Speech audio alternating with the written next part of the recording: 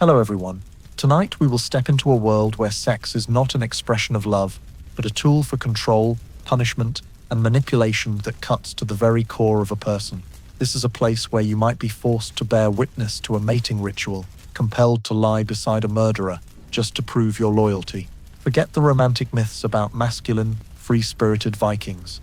Here, sex is a darkness that devours your soul, night after night, breath by breath. Before you settle back comfortably, take a moment to like the video and subscribe to the channel, but only if you genuinely enjoy the content I share, and leave a comment to let me know where you're watching from and what time it is there. It's fascinating to see people following from all over the world. Now, turn off the lights, maybe turn on a fan for some background noise, and let's embark on tonight's journey together. Imagine you're trembling, not from the cold, though the northern wind seeps through every crack in the wooden walls of the longhouse, but because you've just been given a task that every servant dreads more than provoking a drunken warrior, preparing the bed for Ragnar Lothbrok. Yes, Ragnar, the man who once sacked Paris, who rode dream wolves in misty trances, who strangled a priest for praying to the wrong god, and now, he'll sleep here, on this bed, and you, the one who shovels horse dung, washes torn clothes, scratches Lagertha's goats, must change the straw, lay out bear pelts, burn incense, and clean everything that can be cleaned with a rag soaked in diluted vinegar. You're wearing a filthy fur tunic you scavenged from behind the chicken coop. Your hands are crusted with wax from last week's candle scraping, and now you're bent over, pulling a half-burnt coal from under the bed, trying not to let your nose touch the dried blood that still hasn't been scrubbed off from someone. You don't dare ask. No one asks. There's a musty smell in the air, a mix of sweat, stale ale, and a faint whiff of rot from a torn wolf pelt. Tonight, Ragnar might bring someone back, maybe the chief's daughter, maybe a slave girl captured from East Anglia, maybe a you don't want to imagine, and you, as usual, will huddle in the corner, waiting until the growling subsides, the firelight fades, and a hand the size of an iron pan reaches out from the darkness, signaling, clean up. No one taught you how to survive nights like these. No one told you where to look, how much to listen, or how to swallow without making a sound. You only know that if you mess up, if the bear pelt isn't soft enough, if the scent isn't strong enough, if a splinter of wood pricks Ragnar's backside when he lies down, the next body dragged out of camp will be yours. So you breathe lightly, clutch the dirty fur tunic around yourself like a final embrace, and bow your head, stepping into the bedding area of an old wolf about to go into heat. Good luck. No one else will wish you that. You bend down, placing your hand on the bear pelt Ragnar will lie on in just a few hours. It's still warm, not because someone lay there before, but because beneath the fur lingers the heat of fire and the musk of scent. This pelt once belonged to an animal Ragnar killed with his bare hands, or so the stories go. You don't know if it's true, but you know two things for certain. The pelt is so heavy, it makes your back ache, and it's soaked with something sticky that could be grease or old semen from nights past. The great hall around you is nothing like romantic fantasies. No velvet curtains, no flickering candles, nothing that hints at love, only the whistling drafts of wind that chill your spine, the distant belches of drunken men at the tables outside, and the acrid smell of overburnt charcoal. A few slave girls hurry past, carrying basins of hot water, eyes fixed forward, lips pressed tight, as if breathing too hard might get them summoned as the chosen one. You know that feeling. You shove a bundle of juniper into the glowing coals. The smoke rises, stinging your nose. This is the scent Ragnar likes, or at least doesn't roar and curse when he smells it. There was one night you mixed up the herbs, using nettle instead of juniper. The next morning, you woke up in the goat pen, with your left cheek swollen twice its size, and a fishbone stuffed in your pocket as a warning. You scatter a fresh layer of straw around the bed's edges, covering the scarred wooden frame. The straw isn't for comfort, it's to absorb. Ragnar never allows anyone to clean his bed after he's done. Everything must be soaked into natural materials. As he once said, straw, fur, wood, they hold a man's mark. No one has the right to erase it. Giggles echo from the hall outside. You peek through the curtain. A group of warriors is pouring ale onto the bare chest of a red-haired girl. She laughs as the liquid runs from her neck to her navel, pooling at her lower belly, where a man bends down to lap it up, like a thirsty dog. No one looks shocked. This is just another night, and you, the bed cleaner, are the only one whose stomach still twists. You return to the bed, kneeling to wipe the last stains with a rag that's turned ashy grey. When you look up, someone's standing at the door. A girl, maybe 16, maybe 20, in a linen dress, barefoot. She looks at you, says nothing. You don't speak either. She steps in, touches the bedpost, and strokes it lightly. "I've been called in here 3 times, she whispers. Her voice doesn't tremble, isn't sad, isn't proud, just a report. The first time, he let me keep a knife beside me. The second time, he made me undress with my teeth. The third time, I don't remember anything, except the smell of iron.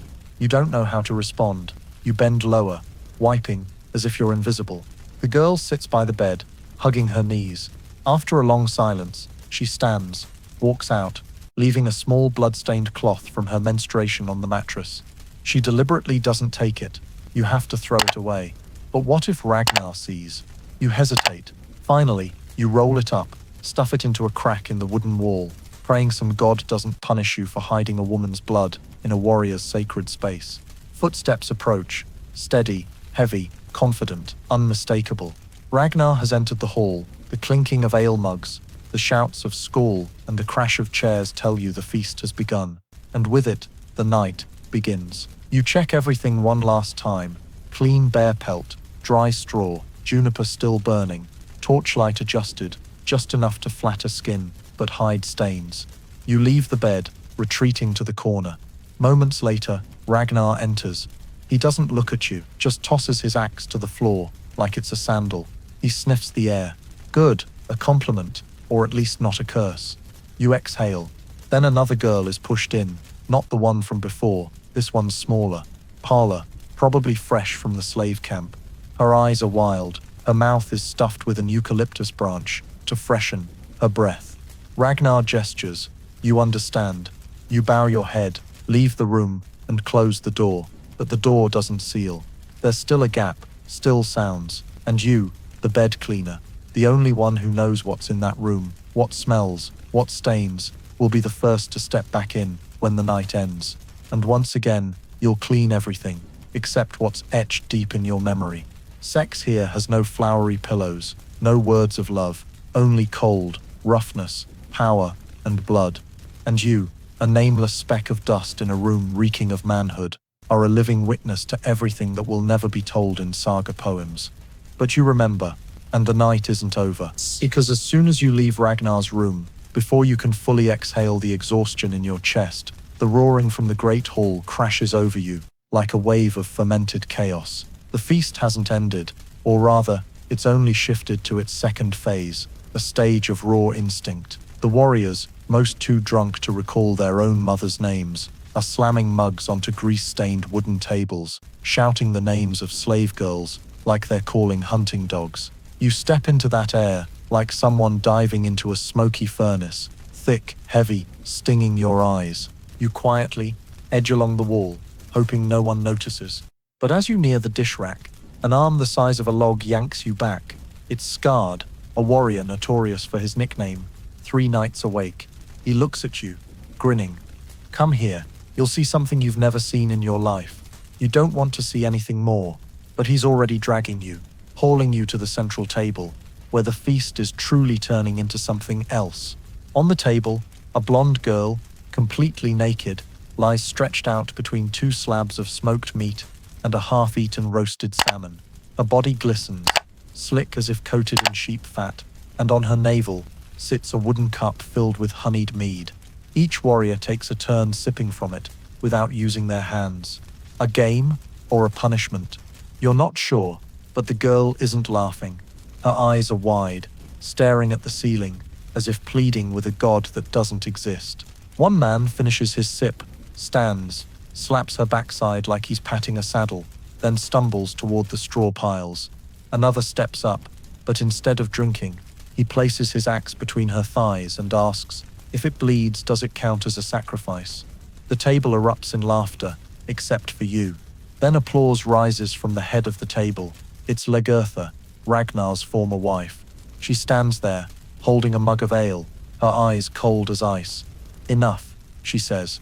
Don't act like women don't have swords. A breathless silence falls. Then another girl, dark-haired, lips cracked, steps onto the table, yanks the cup from the blonde girl's navel, and lies down in her place. "Then let it be me," she says. "I'll drink blood if I have to." And so the role swap begins. Bodies take turns lying on the table. Axes are placed on stomachs, necks, chests. Songs turn from drunken to howling. Allah spills, blood trickles, hands grope wildly. You're pulled closer. Someone shoves a jug of mead into your hands. "Pour it on her chest," he says, to mask the stench. You don't dare disobey. You pour. Soon it's no longer a feast. It's a battlefield. One man wrestles another for touching his lover by mistake. A girl smashes a bowl over a drunkard's head. Blood mixes with mead. Laughter turns to screams. Screams turn to moans. And you, standing in the middle, are like a mast in a storm of lust. You try to flee, but someone's seen you. An older woman, her hair braided like a widow's, calls you over. "Had enough?" she asks. You don't dare nod. She steps closer, her eyes narrowing like a blade on stone. "Sex isn't for love," she says. "It's to remind you you're alive, that you can hurt, that you can still bleed." You don't know who she is, but she presses a coarse soaked rag into your hand, reeking of blood, semen, humanity. "Take it to clean Ragnar's bed," she says with a faint smile. "He might need more than a hug tonight." You quietly leave the feast. The great hall's door closes behind you, swallowing the roars, moans, and the sound of ale splashing on the floor like divine piss. Outside, it's starting to rain, small, cold, sharp drops like needles pricking your skin. You step over a man sleeping with his knees draped over a dog's back. A woman lies beside him, her face caked in mud, her dress bunched at her waist. No one covers them. No one calls their names. They're just part of the feast, the remnants left after the fire dies. You don't look back, don't want to, can't. In your mind, the table lingers, with bodies writhing, fake laughter, and the empty eyes of that first girl. She said nothing, but you know she told you everything. And now, you must return to Ragnar's room. In your hand is a rag stained with nameless things. In your heart is a question you dare not answer. If this is sex, why does it feel so much like war? That question doesn't leave you the whole way back, weaving through spilled ale and cold mud. But then, a sudden sound stops you dead. The cold, sharp rasp of a sword drawn from its sheath, like a blade sliding through a spine. And right after, a scream, not a man's, but the hoarse roar of a woman charging into a fight with a warrior twice her size. You press yourself against the wooden wall, eyes wide like a child, seeing blood for the first time, seeing a Viking woman raise her shield and strike a man without blinking. Her name is Astrid. You know because you were once sent to trim her toenails. She's not beautiful in a gentle way. Her face is scarred, her teeth uneven, her biceps as thick as your thighs. But she has something that makes men in the camp look up when she enters and bow, when she commands. She just felled a drunk warrior for daring to slap her backside. His blood stains the snow, ale spilling from his mouth onto his tunic. No one intervenes, no one dares. You think it's over, but Astrid spins toward you. "You," she says, "come here." You point at yourself, hoping she's mistaken. She's not. She strides over, grabs your collar, and drags you into a small room behind the goat pen. "Sit," she orders. You sit. Your heart pounds like a war drum. She draws her knife, not to threaten, but to carve a piece of dried meat. As she eats, she speaks slowly. "You think women here are weak. You think we're chosen, offered, smeared with honey for men to lick. You don't dare answer. She doesn't need one. Sometimes it's true," she continues. "Sometimes not. We're not victims, but we're not always the ones holding the reins." She looks at you, her eyes glinting like embers under ash. "Some nights, I choose a man, drag him into the straw, and fuck him until his legs give out. But other nights, I'm forced. And on those nights, I laugh. Because if I don't laugh, I'll kill." You don't know whether to fear or admire her. Astrid stands, leaves the pen, abandoning you with the half-chewed meat and a tangle of contradictions bigger than her body. A few days later, you're tasked with delivering food to the women warriors' camp. There, Women don't just wear armor, they forge it. They don't just hold shields, they hurl them to hit a deer's head at distances that make men hesitate. One of them, Brunhild, beckons you closer. Do you know what Lagertha did last night? She asks. You shake your head. She tied a man to a post, made him kneel and recite poetry about victory while she sat on his face. You blush. Brunhild laughs. Sex is power, she says, but sometimes power is a burden. She tosses you a shield, saying, take it and clean it. There's blood. Not sure whose, you obey. As you scrub the shield, the smell of old iron clings to your hands, and you start to realize Viking women aren't the romantic archetypes from books, nor the wailing victims of modern novels. They're warriors, victims, perpetrators, priests, gifts, depending on the moment, the person, the one watching.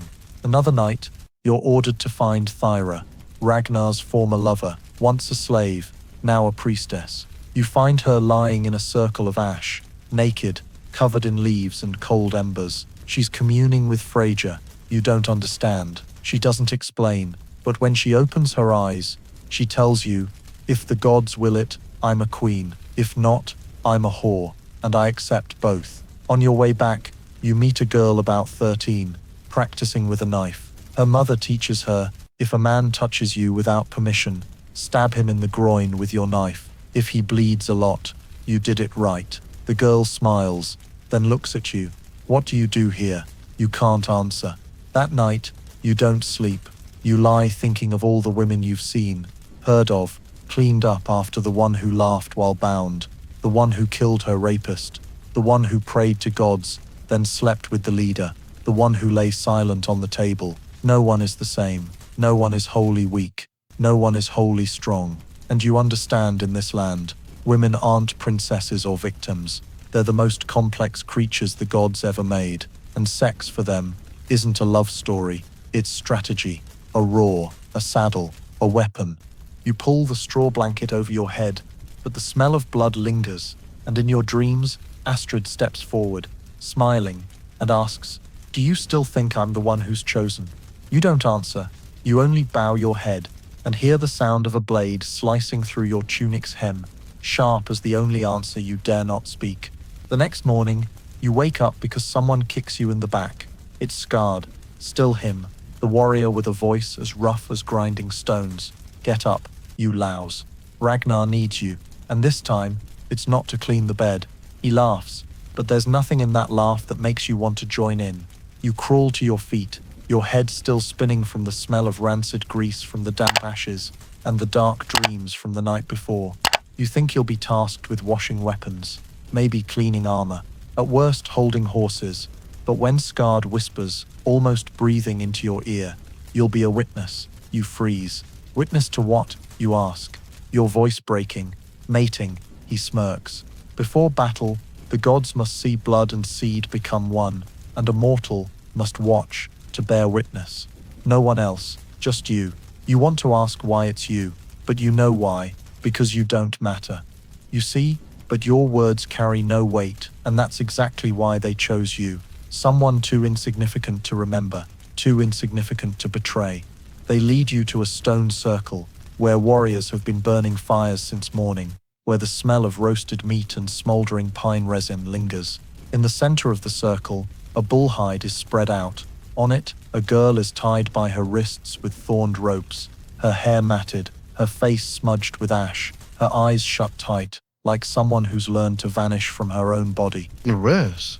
Beside her is a man, not Ragnar, but a young warrior, newly returned from the north. He's been chosen to offer his vitality, as the priest calls it, and you are placed to sit on a cold stone slab nearby, watching the entire ritual, as if you were Odin's eye. The priest holds a sprig of nettle, lightly whipping the backs of both figures on the hide. He chants, an ancient tongue droning like hailstones on a skull. Each chant, each lash, is a summons, calling the gods to witness, calling for victory, calling for blood and flesh to merge, so the world doesn't unravel. The warrior climbs onto the girl. She doesn't open her eyes. He says nothing. You can't breathe. The breathing grows heavier. The fire crackles. A few other warriors stand outside the circle, hands on sword hilts as if guarding the ritual, but really ensuring no one refuses to comply. You don't know where to look. Staring straight ahead is too much. Looking at the ground gets you a shout from the priest. Your eyes are your oath to the gods. You must witness from start to finish. You are the mirror of their vitality. You nod though you want to vomit. Finally, the warrior lets out a yell, more like pain than pleasure. Blood trickles from the girl's thigh. You don't know why, and the priest claps 3 times. The ritual is over. The man rolls onto the ground. The girl still doesn't open her eyes. No one carries her away. No one cleans her. The priest hands you a pouch of ash, telling you to sprinkle it around the hide to seal the energy, he says, and wipe your eyes with the smoke, so you forget. You don't forget. You still remember every breath, every drop of blood, every look from the girl when she opens her eyes after the ritual and looks at you. No resentment, no fear, just an empty stare, like an orphaned stone. You bow your head to her, a small, meaningless gesture, but the only thing you can do. She doesn't respond. She stands, walks back to the camp, as if nothing happened, as if the body just offered up doesn't belong to her. On the way back, you ask Scarred, who was that girl? He shrugs, sister of some traitor. Did it so the gods would forgive him? You ask, did they forgive him? He spits. No, beheaded him the next morning. You return to the kitchen shed, sitting by the dying ashes. Someone's cooked soup. The sharp smell of burnt onions stings your nose, but you can't swallow. You just sit there, staring at your hands that just scattered ash around a forced mating, and wonder if the gods really exist. Do they see anything through your eyes, or are you just a pair of empty eyes, borrowed to prove someone was once seen? That night, you dream you're the one lying on the hide, not a warrior, not the girl, just you, naked, bound, amidst chanting screams and cold stares, and you wake up, gasping, your hands still clutching your tunic, as if clinging to a reality free of axes, blood, and ancient chants demanding you watch. But outside, the sky is just breaking dawn, and Ragnar, rumor has it, has just ordered preparations for a new raid. You know what that means. A battle is coming, and before it, another ritual, more fire, and another witness will be needed. And next time, you might not just be the one watching. You carry that foreboding, like a layer of ash smoke tangled in your hair, invisible to others, but never leaving. It keeps you from eating, from sleeping, and when someone lightly touches your shoulder, you flinch like someone just called your name in a forbidden ritual. And then, that evening, as you're washing your hands by the trough, where the smell of horse piss mixes with stale ale, she appears. No one knows her real name. They call her Skola, Bold Hag, because her hair fell out the year a famine killed all the sheep in the region. Skola doesn't talk much, but when she does, people fall silent. And tonight, she doesn't need to say anything. She just holds up a handful of dry moss and gestures for you to follow. You don't dare refuse. Her footsteps drag on the ground like the crackling of a dying fire, leading you past the horse pens, past a pile of unburied goat bones, and stopping at a low tent covered in rotting grass. The smell inside hits you first, the pungent stench of dried salmon, that distinct fishy odor, but mixed with blood, ash, and something like breath from the earth's core. Inside the tent, a circle of stones is arranged in the shape of a vulva. Yes, you recognize it instantly. In the center is a stone bowl filled with thick, dark, slimy liquid. Scala gestures for you to kneel. You do. She begins speaking, not to you, but to those listening through the world's cracks. This one has seen the blood of mating, she says, sprinkling ash onto your hair. Now the gods must see if it still holds the spirit of sex, or is merely a husk. You don't understand. Don't dare ask. But when she smears the slimy liquid from the bowl onto your forehead, cold, thick, smelling like spoiled fish, you shudder as if pulled from your body. Your vision darkens. A buzzing fills your ears. And then you hear her whisper. A curse follows you. A curse? You never thought yourself important enough to be cursed. But Scala continues, her voice steady like a lullaby. The witness who doesn't offer will be punished. Your vitality won't leave your body unless you give it to the right place. You panic. I'm not. I'm just the bed cleaner. You stammer. She laughs hoarsely, like a creaky hearth snapping.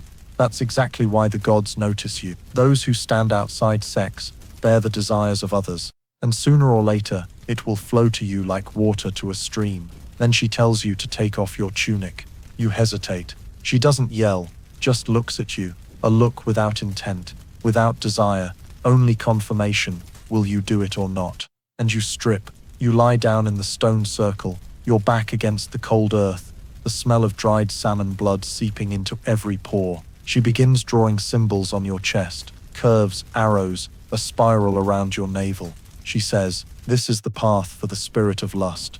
If you want to survive this winter, you must let it flow the right way."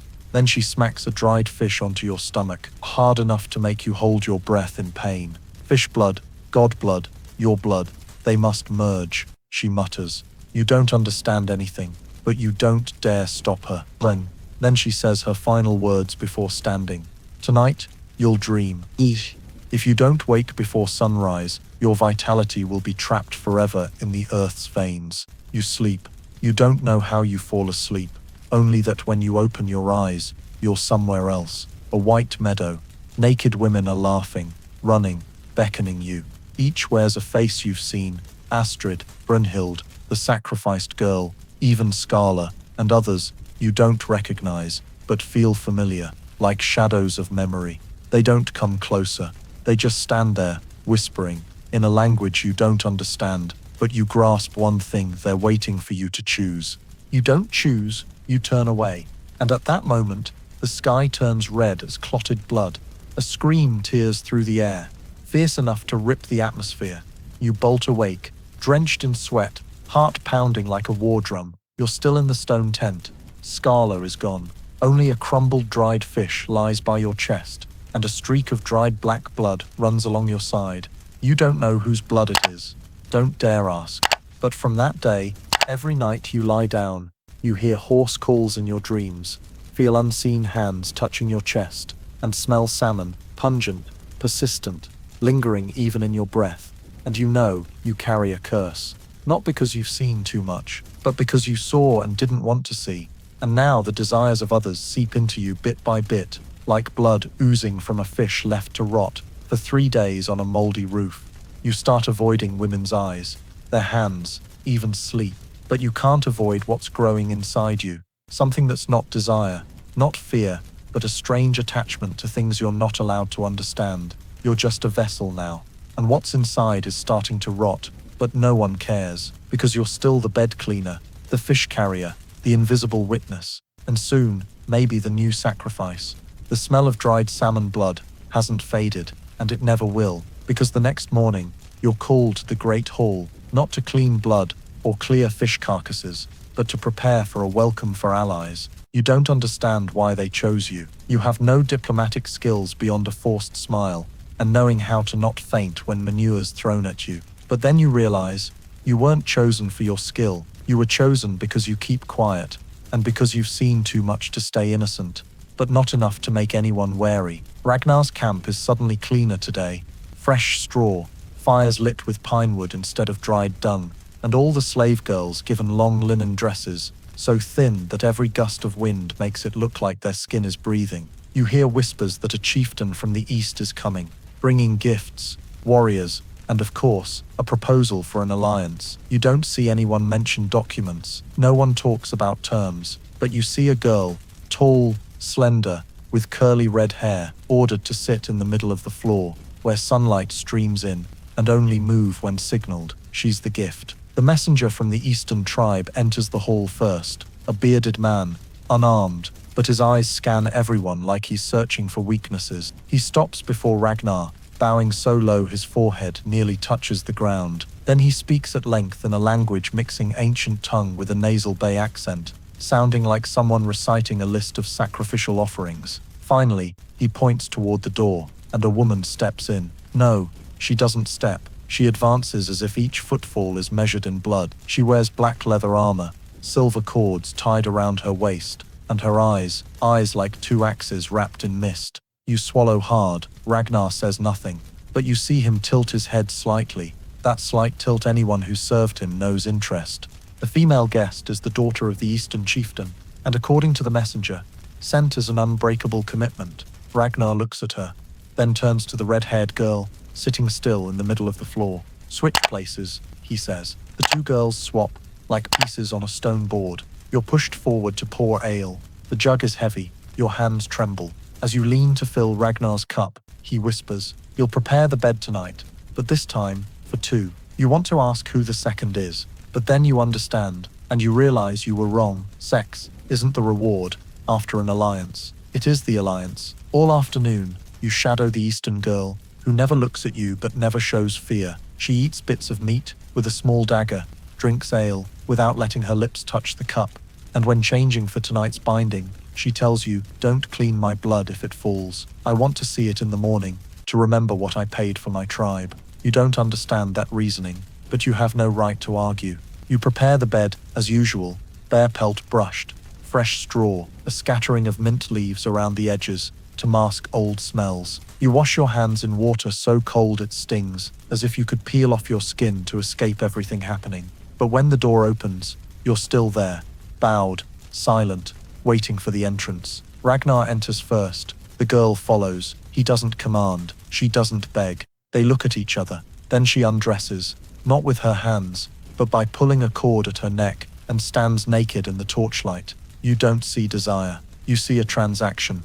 Cold, precise, no room for error. Ragnar pulls her onto the bed, like someone claiming a trophy. She doesn't resist. But before lying down, she turns her head, looks at you.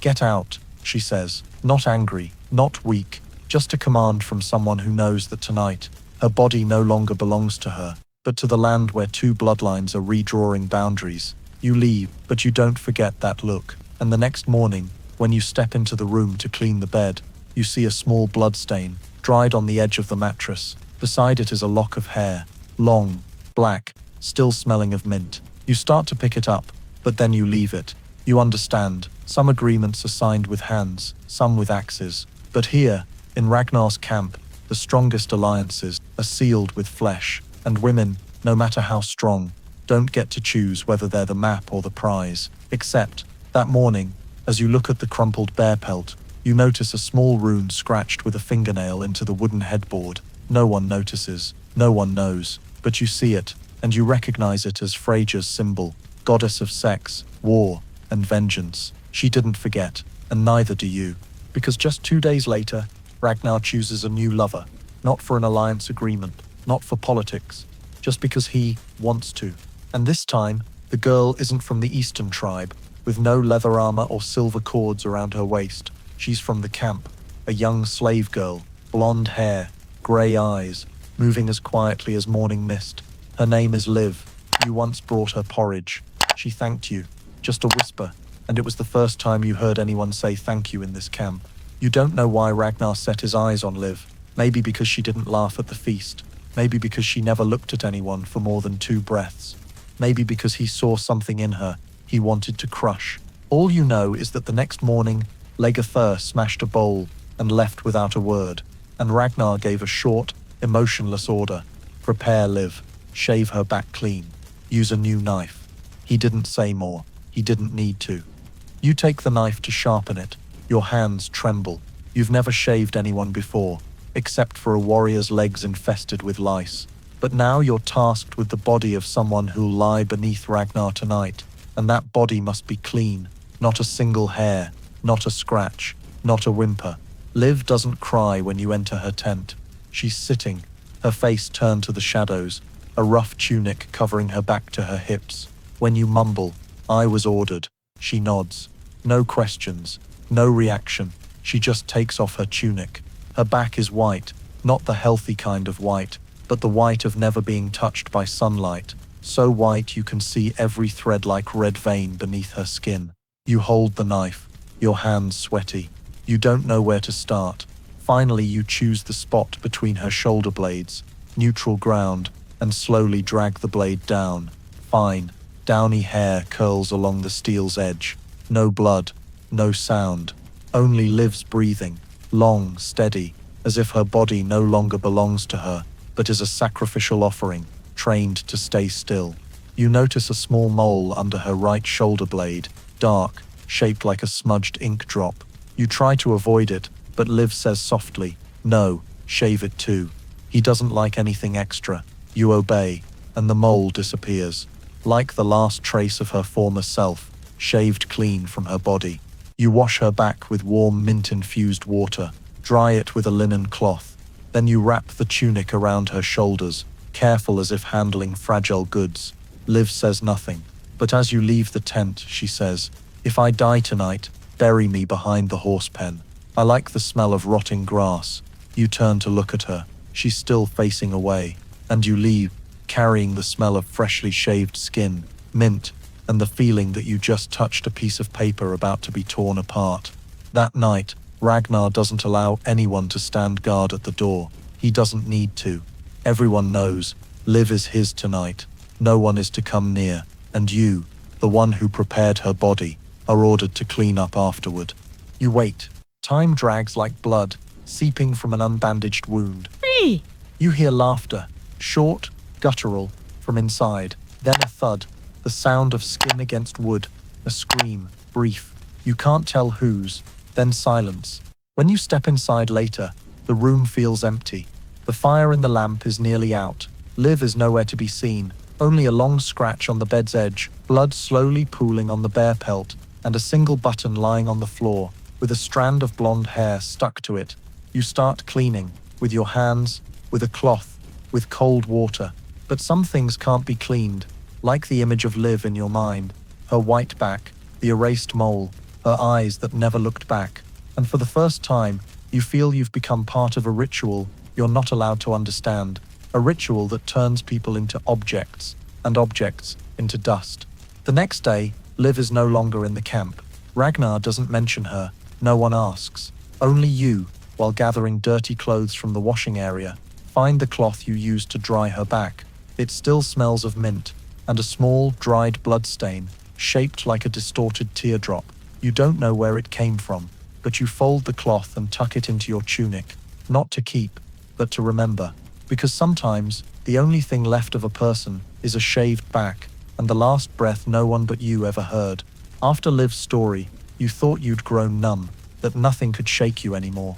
But then you see Ragnar, the next morning, standing in the middle of the camp courtyard, axe in hand, face expressionless, ordering the execution of a warrior for daring to kiss the wrong person at a feast, not out of jealousy, not out of possessiveness, but because he touched something that belongs to me. Those words choke you, not because of the blood spraying when the axe falls, but because you suddenly understand.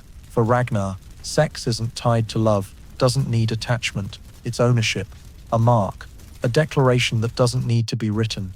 Whoever I touch belongs to me. Whoever I haven't touched, no one else is allowed to look at.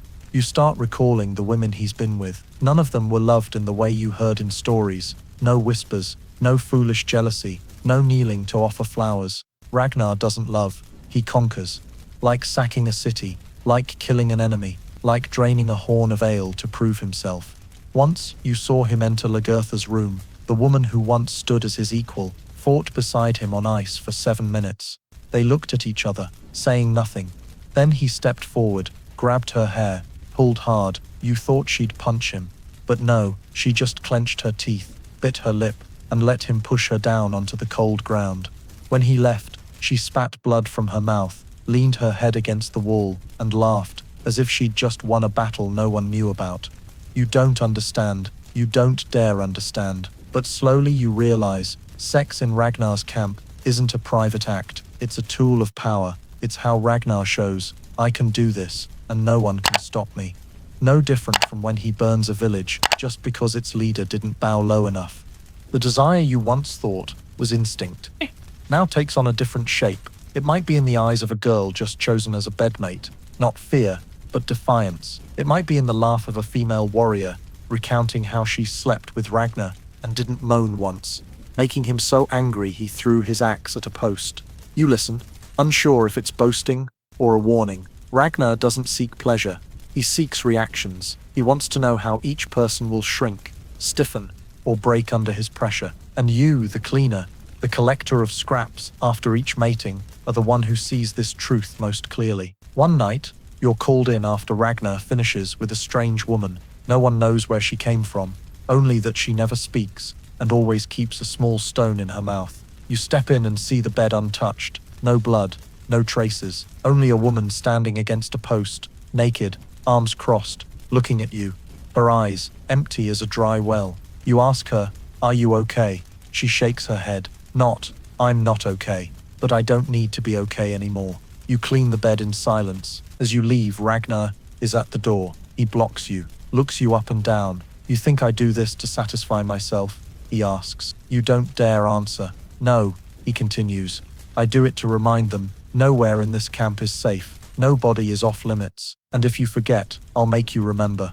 You shudder, not from fear, but from understanding. He doesn't rape, in the usual sense. He claims he doesn't need anyone to love him.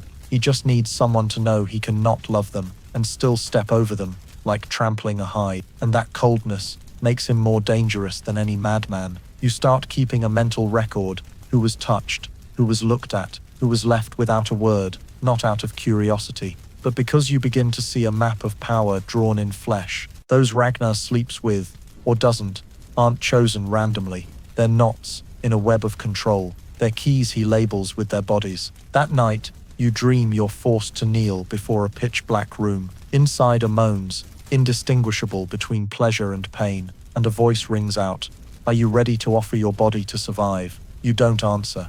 But in the dream, you see your hands unbuckling your belt. You wake up in the middle of the night, sweating, and realize, in a world where love is a luxury, the only thing left is power. And power here isn't in the sword, but in the moan others dare not make. You feel this more than ever that evening, when a blonde girl, face smudged with ash, and eyes wide, like a deer in hunting season, approaches you after the meal and whispers, "Follow me, just for a moment." Her voice is soft, not urgent, not seductive, not threatening, and that's exactly why you hesitate, because in Ragnar's camp, the gentler something seems, the more terrifying it is.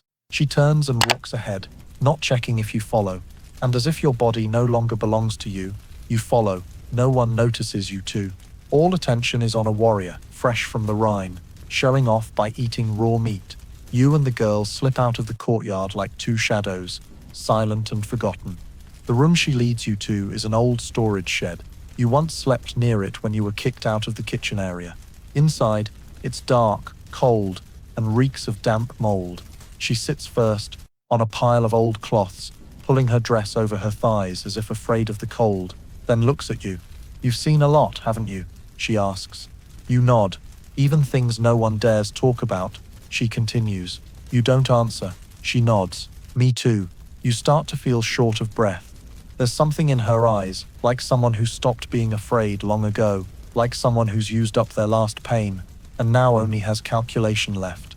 Then she brushes her hair behind her ear, and you see a small scar, thin as a thread, running from her jaw to her neck, very much like a knife wound. You start to ask, but she stands, steps closer to you. The torchlight from outside glints through the wall's cracks, catching the shimmer of a knife in her hand. You don't know when she drew it, and before you can react, the blade is at your throat, cool, precise. "Don't scream," she says, her voice steady. "I'm not going to kill you, unless you scream." You nod, slowly, hands still. She keeps the knife there, but doesn't press harder. People like you, living among blood, among bodies, among screams, but never doing anything. You're a witness, a living memory. The one thing people like Ragnar can't control. You don't know whether to feel insulted or praised. She continues, "I need someone to remember, someone to carry my words if I disappear. Not for revenge, but to tell it right." She lowers the knife, places it on the cloth, then sits back down. Her story begins as a whisper, but weighs on your heart like stone. She was chosen, not once, but 3 times. She was smeared with honey on her chest, for warriors to lick, forced to smile, as blood ran between her thighs, bit her lip, until it bled, just to keep from making a sound. Ragnar might interpret as disrespect. "And tonight, I'm going to disappear," she says. "But I need someone to remember who I was, not a naked body, on a wooden bed, but someone who fought back, in the only way I could, by becoming an untold story." You sit in silence, your breathing still uneven. This girl, who just held a knife to your throat, now looks at you like you're the last stop of a storm. Are you scared? She asks. You're honest. Yes. She nods. Good. That means you're still alive. Before leaving, she hands you a small piece of goat skin, marked with charcoal, a rune symbol, unclear if it's Freyja's or Hell's, and a line, I don't belong to him. I belong to my own pain. You tuck it into your tunic, next to Liv's cloth. You don't know why you keep these things, but you know, if you forget them, they're truly dead. The next morning, no one sees that girl again. Ragnar doesn't ask. No one searches. Some say she fled. Some say she jumped into the river. Some say Ragnar knew everything and let it happen. Only you, with a faint red mark still on your neck, understand she didn't run. She disappeared the way she wanted, leaving no moan, no body, just a knife and a request. Don't let them erase me. And from that day, you start remembering more. With your eyes, your hands, your heart. Every person, every night, every cut, every ragged breath. Not to accuse, not to boast. Just to preserve what all the power in Ragnar's camp can't take, the memory of those who refuse to die in silence. But memory, no matter how much you want to hold on to it, doesn't shield you from the bone-crushing kicks in the night. Like the one that slams into your side that night, jolting you awake, gasping for air. You barely register what's happening when you see a man the size of a tent pole, hair and beard a tangled mess, eyes red as dried blood, standing over your bed. No, his bed. He shouts. You scream. Then you realize you slept in the wrong bed. The thing is, the old bed you used to sleep on by the goat pen was torn apart for firewood that afternoon. They told you you could sleep in an empty bed in the corner behind the kitchen, one that belonged to a warrior named Ulf, who left for a raid 4 months ago and hasn't returned. They thought he was dead. Everyone said so. Everyone forgot he might survive. And now he's back, reeking of sea salt, sunburn, and a smell of southern women you've never encountered, but recognize instantly, complex, heavy, and nothing like love. You drop to your knees, apologizing frantically, but Ulf doesn't care about words. He grabs your collar, hauls you up like a plucked chicken, and throws you into the courtyard. The kitchen fire still glows red. People start gathering, laughing as they see you sprawled in the dirt, tunic torn, nose bleeding. The bed cleaner dared sleep in a warrior's bed. Someone yells, let him sleep under the ground for good. Ulf doesn't kill you. Maybe because he's just been drinking, or because you're so scrawny, it's not worth wasting an axe swing. He just spits on you, turns, pulls a girl close, slaps her backside, and says, tonight, I need to warm my defiled bed. You drag yourself to the kitchen corner, lying by the ash bin, like a dog beaten by its master. But you can't sleep, because from Ulf's bed, the one you were just kicked out of, come heavy breaths, the sound of skin on skin, moans swallowed in a throat. The sounds aren't steady, not from pleasure, but from the girl trying to endure without crying. You don't know who she is. Her face is turned to the shadows, but you hear the wood creaking clearly, hear every thud like a drumbeat on bone, and you realize that bed has now been reclaimed not just with a body, but with power. The right to return from war and take back everything, ale, women, and bed. The next morning, Ulf dons a fur cloak, drinking ale as if nothing happened. The girl is gone. You don't dare ask, but you see a small fresh bloodstain on the bed's edge, where your head rested the night before. You don't know if it's your nosebleed or hers, and you don't want to know. The camp welcomes Ulf like a hero. He tells tales of sun-red shores, rooms full of painted nailed women, temples holding golden statues. But no one asks what he did in those temples. And of course, no one mentions how he threw someone, you, out of his bed in the middle of the night. Ragnar doesn't care either. He just nods to you, Ulf, claps his shoulder, and orders, give him a night alone with the storage. Whatever he wants, he takes. And you understand this is his reward, not for surviving, but for bringing back an untamed thirst for blood. That night, you hear clanging in the storage. Items toppled, jars smashed, Ulf's laughter, and something else, like a scream forced down, as if a throat is being choked by a hand or something else. You lie still, not daring to move.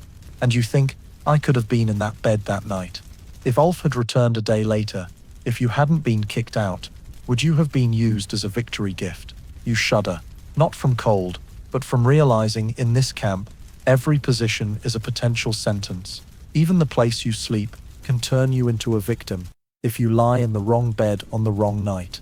The next morning, you quietly return to the old firewood area, making a straw nest by the goat pen, where no one bothers to go. You don't need a bed, don't want a bed. You just want a place no one claims as theirs. Because in a place like Ragnar's camp, nothing is more terrifying than someone declaring, "This is mine." And you know, once someone says that, whether you're a person or just an old blanket, you're no longer yourself. But sometimes, someone still tries to reclaim something. A glance, a whisper, a breath, hidden in the night. You start noticing it in the smallest things, like the way a girl quickly slips into a dark corner when her name is called, or how a warrior eating suddenly stops, gripping the spoon's handle tightly when Ragnar points at him and says, "Tonight, not everyone wants to have sex," even though everyone in the camp pretends it's a reward, a privilege, or a chance to climb higher. But you, the bed cleaner, the one who touches nameless traces, know better. Some nights, the silence is so thick you could cut it with a knife. And that silence isn't from satisfaction, it's from fear. You once saw a slave girl, eyes sunken from sleeplessness, quietly cut her arm after being summoned to Ragnar's room, not deep, just enough to draw blood. Then she walked in as if nothing happened. The next morning, she whispered to you. Fresh blood makes him flinch. You don't know if it's true, but you believe her, because she survived another week. Another warrior, young cheeks still bare of beard, was invited to an older female warrior's tent after a drinking match. You saw him smile, but his hand gripped a piece of wood so tightly it cut him. The next day, you caught him washing a tunic with bloodstains inside. Dried blood, blood from a tear, not a battle wound. He saw you, gave a faint smile, said something you'll never forget. The winner is the one who doesn't say no. The survivor is the one who knows to stay silent. You understand.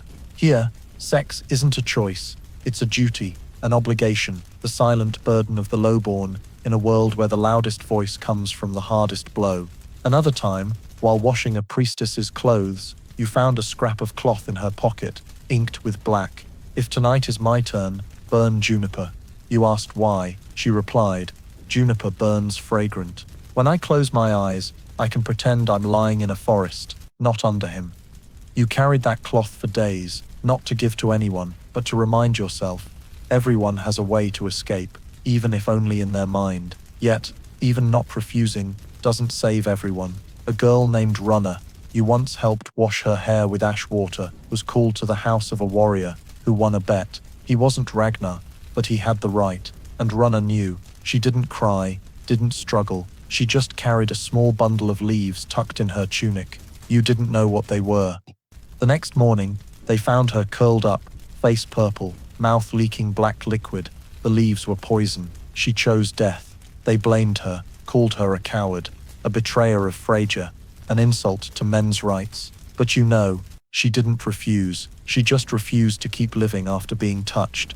And that, to you, is more terrifying than death itself. After that, you saw people start preparing for their turn, like they were preparing for a funeral, washing their hair with heavy scents to mask the smell of skin, laughing loudly at meals so no one could guess they were trembling, or biting their tongue lightly to remind themselves they could still feel. A female warrior named Inga, when called to Ragnar's bed, whispered to you, "This time, I won't moan." You asked why. She replied, "Because I want him to think I'm dead. He doesn't like dead." You don't know if she survived that night. But the next morning, Ragnar threw a cup against the wall, cursing that frozen fish of a woman, and Inga walked as usual, her eyes colder than stone, but straighter than anyone you'd ever seen. You start to understand, in this camp, refusal isn't spoken. It's in the silence, in the stiffening, in not gasping when forced, not moaning, not shedding tears, not begging, just lying like stone, challenging the one who thinks they're claiming. And you, the witness to it all, are the only one who sees these invisible forms of resistance. You clean the bed, wipe the blood, pick up torn cloths bitten through, And remember everyone who passed through that bed without leaving a breath. No one dares refuse, but no one truly consents. In Ragnar's camp, sex isn't a choice. It's punishment, a weapon, a trophy traded under torchlight, and recounted as glory at feasts. Only you, the one no one listens to. Still remember, not everyone wants to have sex, but everyone has to survive. And that's the most horrific thing. You might think it would end there, that in Ragnar's camp, sex is just power, victory, possession. But then you meet Haldis, a silver-haired priestess, once called Freyjar's mouth, and you realize, for the Vikings, sex isn't just flesh, it's a gateway to the realm of gods. You meet her on a gloomy morning, sent to gather herbs near the forest's edge. Haldis is sitting in a stone circle, bare-chested, her body covered in faded tattoos, like ash marks on bone. She looks at you without shame, tilts her head, and says, "You've cleaned beds where gods took form." You flinch. But she doesn't wait for a reply. She beckons, "Come here. Let me teach you how the gods make love." You want to refuse. But something in her voice, like fire crackling in wet ash, keeps you from stepping back. She makes you kneel in the stone circle, place your hands on the ground. "Feel," she whispers. "Is the earth still warm?" That's the trace of someone just touched by a god. For the Vikings, sex isn't separate from faith. It's a ritual, a way humans commune with the divine. They believe Freyja, goddess of love and war, rides a chariot pulled by wildcats, choosing the worthy not for fame but for the final breath of pleasure. A woman moaning under moonlight is seen as calling a god's name, and the man who hears that moan, not the sound of breaking bones, is the one chosen to pass through Valhalla's gates. Haldis tells you of ancient rituals when a man and woman were allowed to make love in Freyd's temple before planting season. They weren't hidden, they had to be seen, because the gaze wasn't an invasion, but a witness. And each moan was a prayer for the harvest. What about in Ragnar's camp, you ask? She looks at you sadly. Here the gods are forgotten. Only flesh, axes and blood remain. You bow your head. You understand. What you've witnessed, screams swallowed into pillows, empty eyes after long nights, isn't sex in the eyes of the gods. It's the abuse of divine guise to justify conquest. But then Haldis shows you something else. A carving on a stone slab, two figures entwined, not violently, not forced. Around them are waves, flowers, traces of wind. This is how gods create life, she says. Not by stabbing, but by merging. You ask, does anyone in this camp still believe in that kind of sex? She smiles. Yes, but they don't speak. No one dares say they want to make love without moaning in pain, that they want to touch without clawing. Because here, gentleness is weakness, and weakness deserves to be ridden. You shudder, but she doesn't stop there. She places her hand on your forehead, thin, cold but firm, and says, "You're a witness. Remember this, pleasure isn't sin. Sin is when people use it like an axe to shatter another's soul." You don't reply, but inside, something shifts slightly. That evening, you return to the camp, watching the eyes that meet each other, and you start to distinguish the eyes craving power and the eyes genuinely yearning to touch someone, not for conquest, but for connection. You see a young couple, the girl lightly touching the boy's wrist as she pours ale. Their eyes meet, then quickly part, as if afraid of being caught. But you see, and you understand. It's a silent invitation, a quiet prayer. Let me be the one who remembers you touched me as a person, not a warrior. That night, you dream. In the dream, you stand in a ring of fire. Around you are the women who passed through Ragnar's bed, whose blood you wiped, whose semen you cleaned. Oh, they don't cry, they don't laugh. They look at you, then one steps forward, whispering, "We were sacrifices, but before that, we were bridges to the gods." Don't let anyone forget that. You wake, heart pounding like a drum. Dawn hasn't fully broken. But you know in this camp, where flesh is turned into a weapon, you'll be the one keeping the flame for the memory of nights that should have been sacred, not just violent. And from then on, each time you clean a bed, you whisper a prayer. "Freyja, forgive what happened on this hide. Keep the soul of the one whose name was forgotten. No one hears, but you keep doing it. Because you've understood, sex isn't sin, but when stripped of divinity, it turns both gods and humans into demons. And you realize this more clearly than ever, on the day of the late autumn sacrifice, the biggest festival of the year, when Vikings call on Freya for favorable rains and winds, and the boundaries between life, death, and desire blur shamelessly. You're summoned at dawn. Ragnar himself orders you to prepare the cleansing area, where the offerings are purified before being given to the gods. You don't ask, don't look, just bow your head and obey. But you know, this year's offerings aren't just goat blood or ox blood, but human blood, and not from warriors. They bring 3 women. One is Inga, the one who said she wouldn't moan. The other 2 are new slaves, hands bound with thorned ropes, lips purple from cold. You have to pour warm water over them, not to warm them, but to wash away mortal dust. They say, the gods don't like dirty smells, but this so-called purifying ritual chills you more than any axe, because the eyes around the altar don't see them as people, but as meat ready to be roasted. When the ceremony begins, they lead a white bull forward, drums pound, ale is poured like a waterfall, mixed with fresh blood spilling from the first offering's throat. The crowd roars. They're not drunk. They want to be, to forget who they are, to let themselves shed their skin, turn wild, immoral, without guilt gnawing at them. Then it's the human's turn. Inga is led to the stone altar. No one binds her. She walks straight, head high. They say she's voluntary, but you know it's the only way to avoid being a laughingstock. She sits, spreads her long hair over her shoulders, bares her neck, and waits, but the blade doesn't fall right away. The priest steps forward, whispers something in her ear. She nods, then, as if by a silent signal, she begins to undress. The crowd howls like wolves. They weren't told what to do, but they understand, because in ancient rituals, before blood is offered, flesh must be revealed, not cut, but shown. Inga stands naked before hundreds, not moaning, not covering herself. The priest touches her chest, muttering prayers. The crowd begins, breathing heavily. You see men rubbing their thighs, women licking their lips. No one touches anyone, but no one stays entirely pure.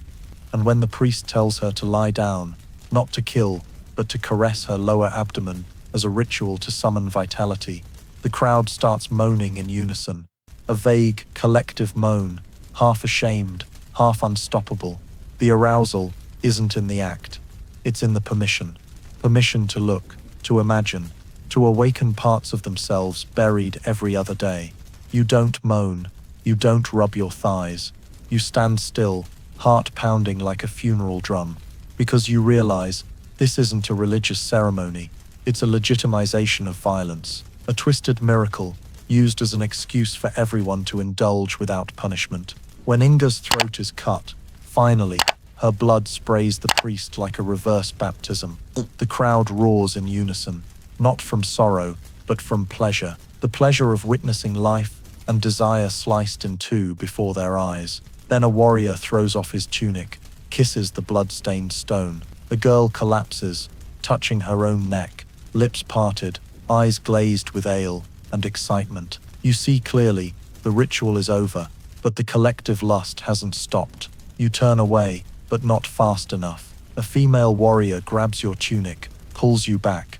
Make love, right here, for Freya to witness. You push her away, not hard, but firm. She laughs, a laugh mixed with contempt and disappointment, then stumbles off to find someone else. You run, not from fear of being forced, but from fear that one day, you might get sucked into that frenzy too. That night, you don't eat, don't sleep, you just lie, eyes open, clutching the cloth Inga once used to wipe her face. You don't know why you keep it, only that you can't let her be reduced to the sacrificed. She was a warrior, the one who didn't moan, the one who walked to the altar on her own feet.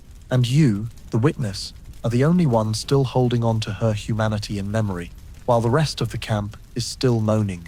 In a collective high, they call the sanctification of vitality.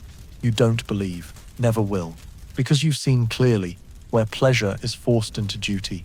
The gods left long ago, only humans remain, naked, drunk, and moaning, for reasons no one dares name. And sometimes, Those reasons start with a dream, like the one Ragnar had the night after the sacrifice. He didn't tell anyone, only said one thing as he stepped out of his tent that morning, face pale as ash, eyes dazed. I saw Freya. She wore a crown of bones from those who didn't obey. No one laughed, no one dared, because when Ragnar speaks of gods, no one jokes, and when he says he saw, something will happen, always. And you, like a stray caught in a thunderstorm, are the first one called. Clean the room, Ragnar says. Lay fresh deer hide, burn incense, call the slant-eyed girl.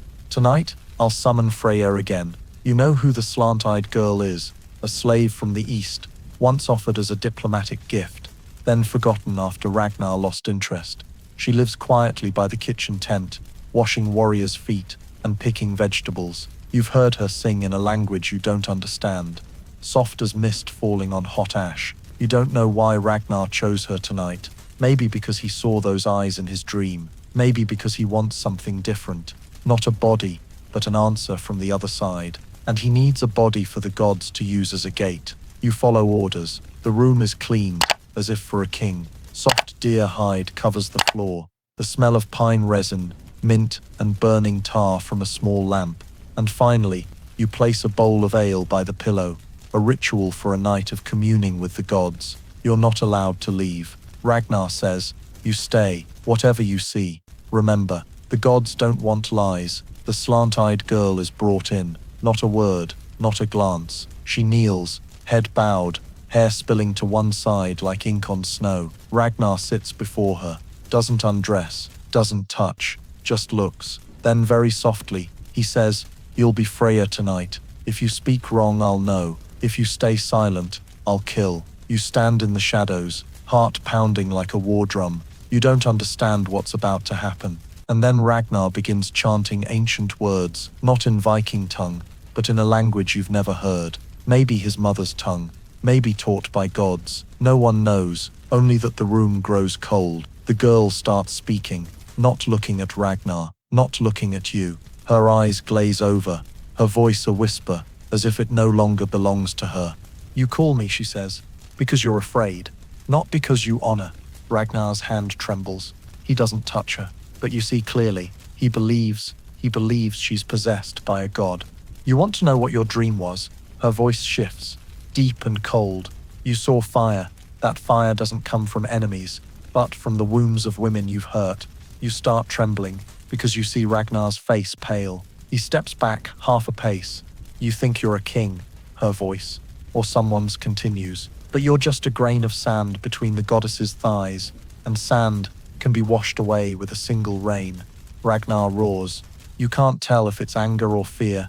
He yanks her up, slams her shoulders to the floor, hand gripping her hair, blade flashing, but she doesn't struggle. She keeps speaking though, blood seeps from her lip.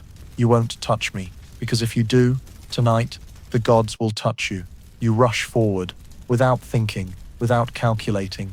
You grab Ragnar's arm, and in that moment, you do what no one dares. Touch his divine wrath. Ragnar doesn't kill you. Not right then. He stands, eyes red as blood, hand shaking. Then, in a dry voice, take her away. Lock her in the stone cellar. Tomorrow night, the gods will choose another. You help the girl up. She's limp, eyes closed, but her hand lightly squeezes yours, and you hear her whisper barely, thank you. Even if just for a minute, you take her outside. No one dares ask. No one looks. Only darkness, and the frantic beating in your chest, like a bell warning that, from tonight, you've become a threat. Ragnar says nothing to you the next day. Doesn't call, doesn't order, doesn't curse. His silence is the true nightmare. You still clean beds, still wash dishes, but you know every step you take now could be your last. Because you interfered, you're no longer just a witness. You've acted, and in Ragnar's camp, no one meddles in the affairs of gods and lives long, so you thought you'd be called for execution the next morning. But no, instead, Ragnar only ordered, send him to wash the body. You froze. Wash a body. No, not a corpse. They clarified. It's washing the body of a woman about to be wed to a god. The words were both ancient and chilling, because you knew, in this camp, no god truly walked the earth. only men claiming to act in their place, and women forced to play the role of sacrificial bride. Her name was Yossa. You'd seen her a few times. Tall, long-haired, cheekbones carved like stone. She wasn't beautiful, but there was something wild about her that made men hesitate to taunt her. She once smashed a man's head for groping her, then sat back down to eat, saying nothing. From then on, they called her the male wolf in female skin, and now they wanted to wed this wolf to a god, specifically Odin. You didn't ask how a god could take a wife. You didn't need to ask who would play Odin tonight. You guessed immediately. Ragnar himself. Maybe his old dreams still haunted him. Maybe he needed a ritual to erase something he feared, and the best way was to force a woman to vanish into divinity. You were given a bucket of water, a bundle of nettle leaves, a clean cloth, and a clear command: wash her from head to toe. No spot missed. She must be as pure as the prayer. You entered the tent, heart pounding wildly. Yossa sat there, completely naked, hair loose, eyes staring straight at you, as if you were a thief breaking into a wolf's den. You bowed your head. She said nothing, just raised her hand, signaling, do it. You started with her hair, untangling each knot, combing with your hands, pouring warm water mixed with wildflower petals. Her hair was heavy, thick, carrying the scent of burnt wood and sweat, not overpowering, but alive enough to choke you. Then you wiped her shoulders, her back, each vertebra stark under taut skin. Each time your hands moved lower, she didn't stir, but her breathing deepened, as if she too was counting down the seconds to that forced wedding night. You washed her legs, sturdy as wooden pillars, heels calloused like someone who'd walked on stones her whole life. You cleaned her abdomen, noticing a diagonal scar across her left hip. You didn't ask, but you wiped around it more gently, like a silent apology. Finally, you had to clean between her thighs. Your hands shook, but she didn't stop you. She just closed her eyes slightly, and you saw a drop of water trail from her hair to her chest. Silent as a breath, you couldn't hear. When you finished, you started to bow in thanks, an instinctive habit. But she spoke, very softly. Do you believe I'm a god's bride? You shook your head. She smiled, not bitterly. Neither do I. But if a god truly comes tonight, I want him to see this body as mine, before someone rides it like a sacrificial horse. You didn't reply. You understood, because you too had stood on the sidelines of rituals, watching a person forced to become a symbol, and you knew nothing hurts more than pretending to be sacred while being violated. When you stepped out of the tent, dusk was falling.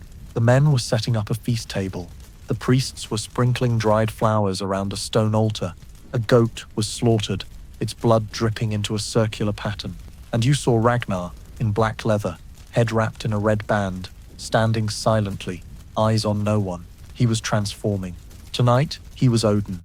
Uriza was led out, draped in a white robe, hair braided into 6 strands, a bronze necklace around her throat. She said nothing, but you saw her shoulders weren't tense. She wasn't resisting, nor bowing. She was stepping into the role of the chosen one. The ritual began. Ale flowed, drums pounded, prayers roared like thunder. Ragnar raised his hand, calling the god's name, calling for victory, calling for the sacred love between god and mortal. No one mentioned that this love tonight would be a coupling reeking of blood and ash. You stood outside, but your heart twisted, because you had washed that body. You knew every callus, every scar, and you knew it didn't belong to a god. It shouldn't belong to anyone but her. But when Ragnar stepped forward, extended his hand, and Uriza placed hers in it, the world fell silent like a swallowed gulp of blood. And when they entered the tent, where you'd just cleaned every inch of her skin, you knew it was decided. No one dared stop it. No one was allowed to stop it. You turned away, but you knew tonight, if gods were real, they'd turn away too, because their name was called to justify possession.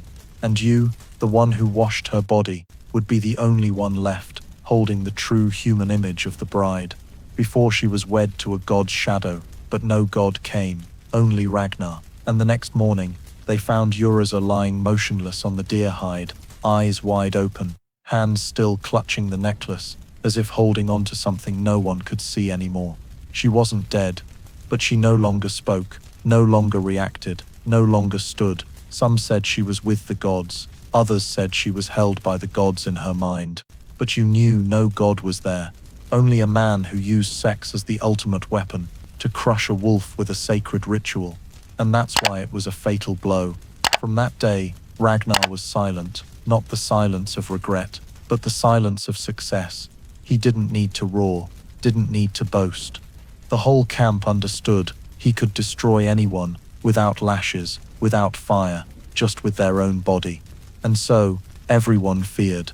You saw it when a female warrior named Svala, who'd won 3 blood duels, suddenly vanished after arguing with Ragnar. They found her the next afternoon, limbs bruised, eyes blackened like she'd been punched. But no one saw blood. She only said one thing when asked. He didn't need to hit. From then on, everyone understood. Sex was the new punishment. No more whips, no more shackles, just a summons to the bed. And if you refused, Ragnar's look was enough to make the whole camp turn their backs on you. No more good food, no more place to sleep. No one dared touch you, not out of respect, but from fear of catching your disfavor. You witnessed a slave girl named Rika forced to lie with 3 warriors just for spitting when Ragnar passed by. No one told them to do it, but after a single glance from him, it happened like a silent ritual. And when Rika was pulled up, blood from her nose, blood from her thighs, she didn't cry. She only asked you one question: where's the god? You couldn't answer. You also didn't forget the young man named Einar, once Ragnar's weapon polisher, rumored to have glanced at an enemy chief's daughter. The result? Ragnar said he needed to learn to bow, and that night, Einar was given to an old, brutal female warrior who'd killed her husband with her teeth. The next morning, Einar couldn't stand, back torn, buttocks bruised, eyes devoid of light. Sex, the closest thing between people, had become a political tool.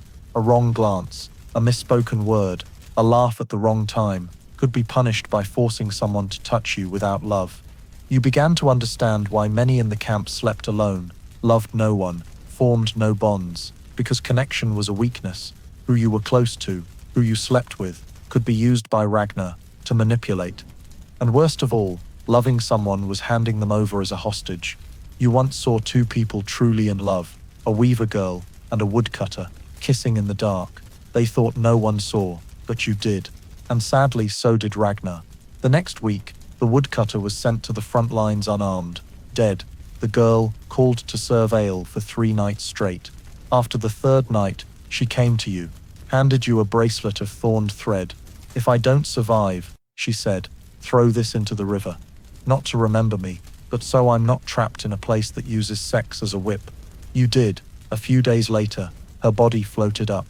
Everyone said she fell while washing. You knew she fell on purpose. You, the witness, were the only one untouched.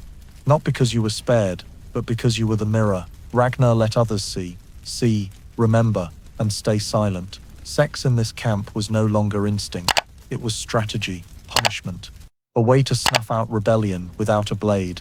And you, still cleaning beds each day, only whispered prayers. Frasier, if you still hear, take back what belongs to you. Don't let men like him wear the crown of gods anymore. No one answered. Only the muffled moans grew, night after night, moans not from pleasure, but from having no other escape. And you, the only one who could still hear the difference between those 2 kinds of moans, knew that, in Ragnar's camp, sex had become the most effective weapon of destruction. Not to kill, but to make you wish you were dead. But sometimes, in a world full of those who bow and moan in silence, someone dares to step forward, head high, and challenge the greatest power in this place. Ragnar, but someone was Astrid. Astrid was like no one in the camp. She wasn't beautiful, in the usual way. Not soft, not demure. Her eyes were cold, her voice low, and her walk was like trampling an enemy's bones. She came from the north, from a tribe where women wielded axes and men wove cloth. And from the day she set foot in the camp, she didn't hide her contempt. Call this a god? She once scoffed when she saw Ragnar on his throne, wearing a horned helm. Where I'm from, gods don't need to flash axes to be feared. You heard it. Everyone heard it. But no one dared repeat it, except Ragnar. He didn't get angry, didn't react right away. He just smiled, a thin smile like a thread across the throat of someone about to be cut. Then he said, "I like honesty. That girl will dine with me tonight." Of course, everyone knew what dine with meant, but Astrid didn't refuse. She nodded, saying, "As long as you're not afraid to eat with someone who doesn't bow to you." That night, you were ordered to prepare a private room. The first time Ragnar used a room without guards outside. You laid out hides, burned incense, poured ale. Your heart raced. Something felt off, like thunder before a storm. Astrid entered first, unafraid, wearing leather, still gloved. Ragnar followed, eyes half amused, half wary. You started to leave, as always. But then, you did something you shouldn't have. You paused, just half a second. But Ragnar saw. He said, "Stay, I want you to witness." Those words, both a warning and a trap. You stood in the corner, didn't look, but couldn't help hearing. They didn't moan, didn't pant, didn't softly call each other's names. They fought, the sound of an axe hitting wood, growls, hisses, cloth tearing. But not from fear, from struggle. Astrid didn't lie down. She shoved Ragnar against the wall. Ragnar grabbed her hair, but she bit his hand. They circled like two wolves testing each other. Not with swords, but with bodies. You wanted to run, but your feet wouldn't move. And then, amid the growls, you heard Astrid laugh. A laugh like a warrior who'd just cleaved an enemy's helm. When they stopped, after something you didn't know whether to call mating or combat, Astrid sat upright, hair disheveled, tunic torn, but eyes brighter than fire. Ragnar lay back, drenched in sweat, not satisfied, not triumphant, subdued. You knew you'd just witnessed something no one was meant to see, and because of that, you did the second thing you shouldn't have. You looked at Astrid and smiled, just a blink, but she saw, and Ragnar saw. He didn't rage immediately. He just propped himself up, looked at you, his eyes no longer tired, but cold as iron in rain. He said, "What did you see?" You didn't answer, your throat locked tight. Astrid started to speak, but Ragnar raised his hand. "You saw a woman dare to ride me, didn't you?" he said slowly. "You saw I'm not a god." You shook your head, but it was too late. "Clean this bed," he ordered, "and tomorrow night, you'll take her place." You didn't understand, didn't dare ask, only knew that night, you washed the sweat-soaked cloth of two people like you were washing shrouds for the dead, because you knew no one challenged Ragnar without paying a price. Astrid vanished after that. Some said she was sent on a mission, others said she died in the forest. You believed neither. You only remembered her final laugh, and Ragnar's icy stare afterward. And you knew, in a place where sex was a weapon, the one who dared strike back with their own flesh, even once, was deemed more dangerous than someone wielding an axe. And you, just for a smile, had put yourself next in line. And this time, there was no ritual to beg for mercy. You stayed awake all night, waiting for the call, the knock, Ragnar's commanding gaze. But nothing came. No summons, no preemptive strike, just a silence heavy as ash, pressing on every breath. You thought you'd escaped, but then you realized Ragnar didn't need to touch you. He only needed to strip away your existence, bit by bit. No one gave you tasks anymore. No one looked at you. You ate last, slept by the horse pens. Slowly you became a shadow, and in that darkness, you saw something you'd never dared think before, that the children in this camp were never asked about their fathers. There were many children running around the camp, blonde, black-haired, pale, grey-skinned. They fought, jumped through mud puddles, ate watery porridge, and slept by their mothers. But none of them, not one, ever mentioned father. You once saw a girl, about 5, ask her mother, "Who's my father?" And the mother, a blacksmith, slapped her so hard her nose bled, without a word. The girl never asked again. Another child, whose face was eerily like Ragnar's, was called the Nameless Boy. Whenever someone slipped and said, "He's the son of," a fog-like silence would descend. No one continued, no one confirmed, no one denied, because in this camp, a father wasn't a person. A father was a stain not to be named. You gradually understood this, while working beside women who'd passed through Ragnar or other warriors. They never claimed their children, never hugged them in front of others. They fed them, bathed them, taught them to hide knives, but never let them call mother in public, because if they did, the child would be noticed, and once noticed, it would be used. Once, You saw a boy called to the camp's center. Some said he stole fish. Others said he stared too long at a female warrior, changing. Ragnar asked, "Whose son is he?" No one answered. The boy bit his lip, blood seeping. Ragnar laughed, then said, "Good, then he's mine." And what mine meant everyone understood. The boy vanished that night. The next morning, a pile of ash was found behind the goat pen. No one asked, no one cried, because no one dared claim kinship with anything in this camp. Sex had no consequences here, because consequences were erased. You once helped a woman give birth in an old tent by dim lamplight. She didn't moan, didn't scream, just bit a rope hanging from the rafters. When the baby came, you cut the cord, washed it, wrapped it in cloth. She looked at the child, lips pressed tight, then turned away. You said, "It needs a name." She replied, "It needs to live. A name will only make it die sooner." From that day, you started calling the baby Ash Leif. No one else used that name, but you whispered it whenever you gave it water, whenever you heard it cry in the night. Because in your mind, children like that deserved something human, but not everyone thought so. A female warrior named Bryn, who had 4 children, each with a different father, once told you, "I don't need to know who their fathers are. Why bother? So they can be taken, gutted, thrown into the river as a threat. Better they know nothing, remember nothing, believe nothing." You didn't know whether to pity or fear her, but you understood this was how the living learned to protect their most fragile parts, by not letting them take shape. Sex in Ragnar's camp didn't create love, it created silence. And that silence swallowed the words, father, mother, child, 3 words that should have been the most sacred. One day, you heard a boy crying in the courtyard, kicked in the stomach by a warrior.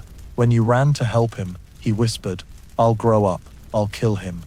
You were scared, not because of the threat, but because his eyes weren't a child's. He'd learned the camp's lesson, that sex creates children no one dares claim, and those children either become dust or become blades. There was no third path.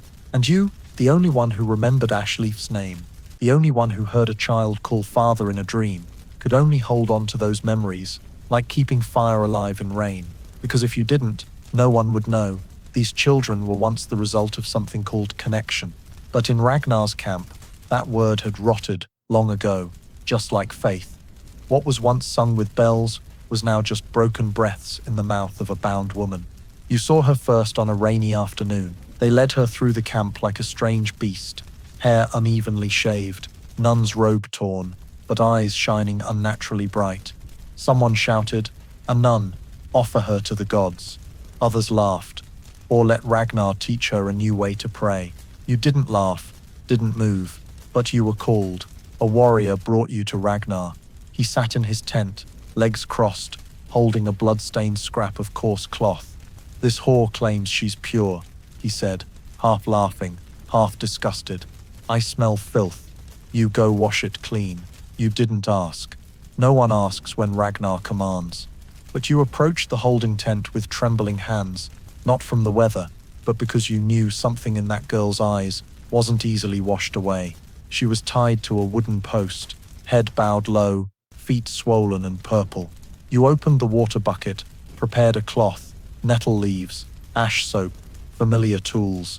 But when you touched her hand to loosen the ropes, she looked up. Her eyes held no fear, no resentment. Just a silent question. "Who are you among all of them?" You swallowed hard, said, "I won't hurt you. I'm just washing." She nodded, lightly, and you began. You washed the mud from her cheeks, the lash marks on her back, the clotted old blood on her wrists.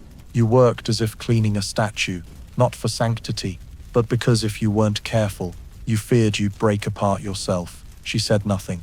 Not until you reached her abdomen did she whisper, "Do you believe in redemption?" You shook your head, then nodded, then stayed silent. She continued, "I used to think I belonged to God, that if I kept myself pure, I'd be rewarded. But when they killed the convent, beheaded the old sisters, burned the statue, I started thinking God didn't come in time, or God never came." You didn't know how to respond. You just kept washing, from abdomen to hips, from hips to thighs, soft, trembling skin. But she didn't tense, didn't cry, just looked at you. "They say I must atone by lying with the leader," she whispered. "But if I agree, I lose God. If I refuse, I lose my life. So who do I choose?"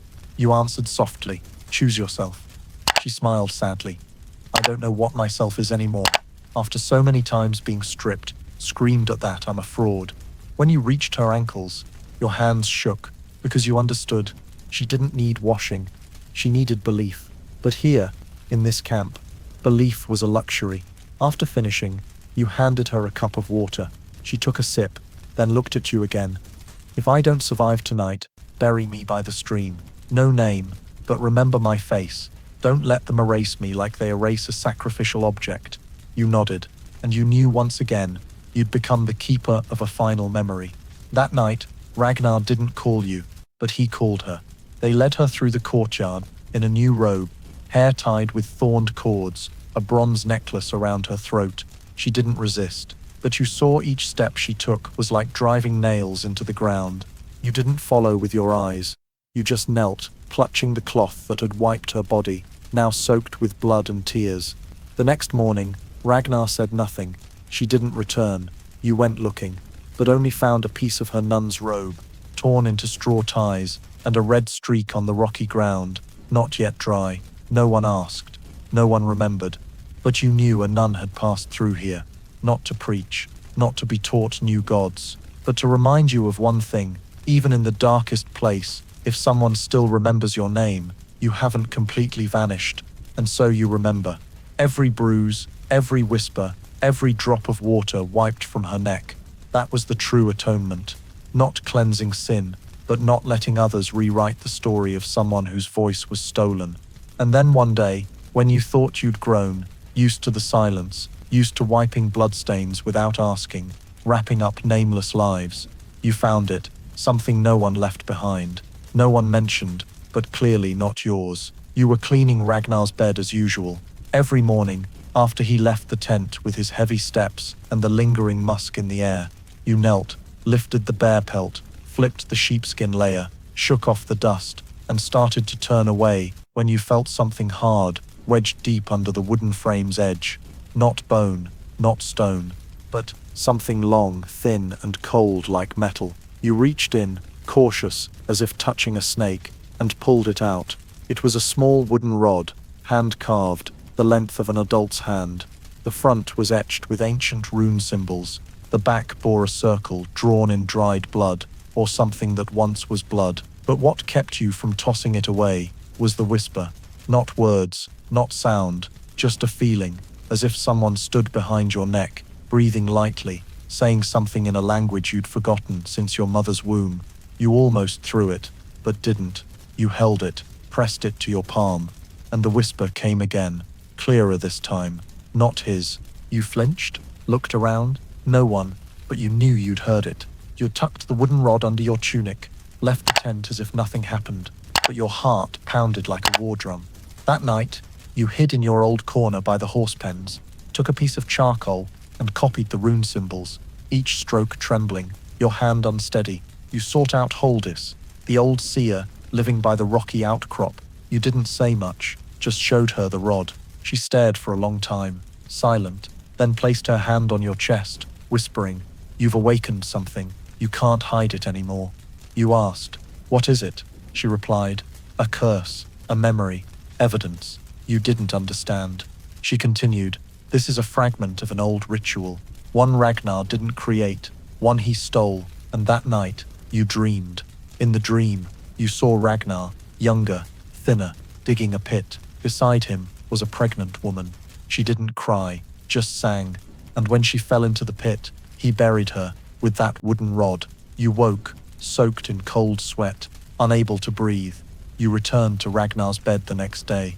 Everything seemed the same, but you knew you'd uncovered something no one dared touch, his past. From then on, every night, the whispers returned, no longer clear, but full of anger, full of pleading, and you began seeing things you shouldn't. Blood reappearing, on washed bedding, long black hair, falling on white mats, the scent of mint and milk mixing with damp wood.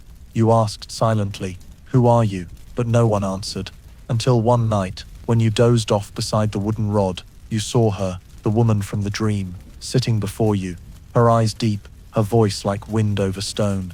"I didn't die because he wanted it. I died because I remembered." You asked, "Remembered who?" She looked at you. "You already know. You're becoming me." You jolted awake, but your hand still clutched the rod, no longer just evidence. A pact. From then on, you didn't just clean beds. You searched every trace in the tent, every hide with scratches, every loose wooden crevice. You found torn cloth scraps, smoothed over carvings, reversed curses, hidden under candle wax. You pieced them together, and you understood. Ragnar had used a ritual older than the gods to crown himself, the chosen one. But to do so, he needed a willing soul's sacrifice, and that woman was the final defiance. Not because she died, but because she carved the truth before dying. Now, you held that truth in your hands, and Ragnar's bed, where he slept, violated, dreamed and moaned, had become a place where a soul refused to leave. Each night, when you touched the bedding, you heard ragged breaths, not from the living. You knew you couldn't tell anyone, couldn't leave, couldn't burn it. You could only remember, as she remembered, as she left behind, and you understood.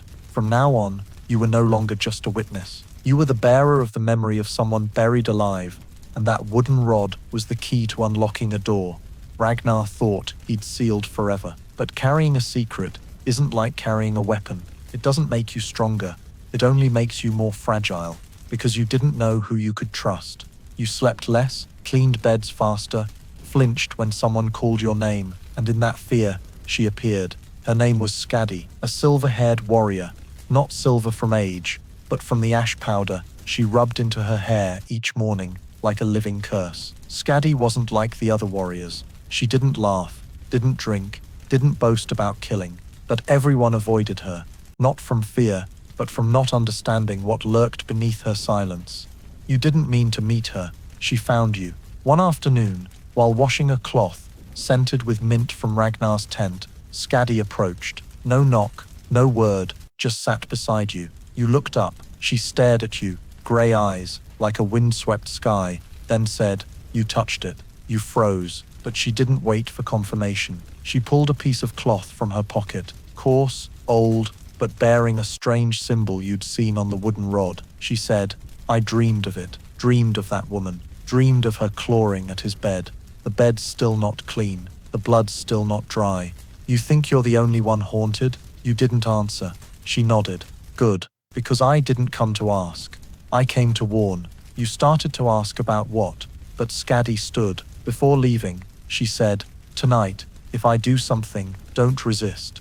Just remember, I'm the only one trying to keep you alive." You couldn't sleep, and you couldn't sleep when Skadi came to your tent at midnight, pulling you up without a word. You tried to struggle. She pressed a knife to your throat, whispering, "Don't, not to kill." She led you to the forest's edge, where failed offerings were once burned. You saw a large ash pit, and beside it, a wooden stake. Hanging from it was a torn tunic, like evidence. She told you, "Bury it, now. If you don't, he'll find out." You asked, "What is it?" She answered, "The tunic of the woman he sacrificed alive." No one knew it still existed, but you opened the door to memory, and that door now demands a replacement. You trembled, but still grabbed a shovel and dug. As you buried the tunic, it felt like your chest was being crushed, as if a moan, from no one, rose from the damp earth. Skadi watched you finish, then pulled you close, so close her breath grazed your face. "You need to understand this," she said.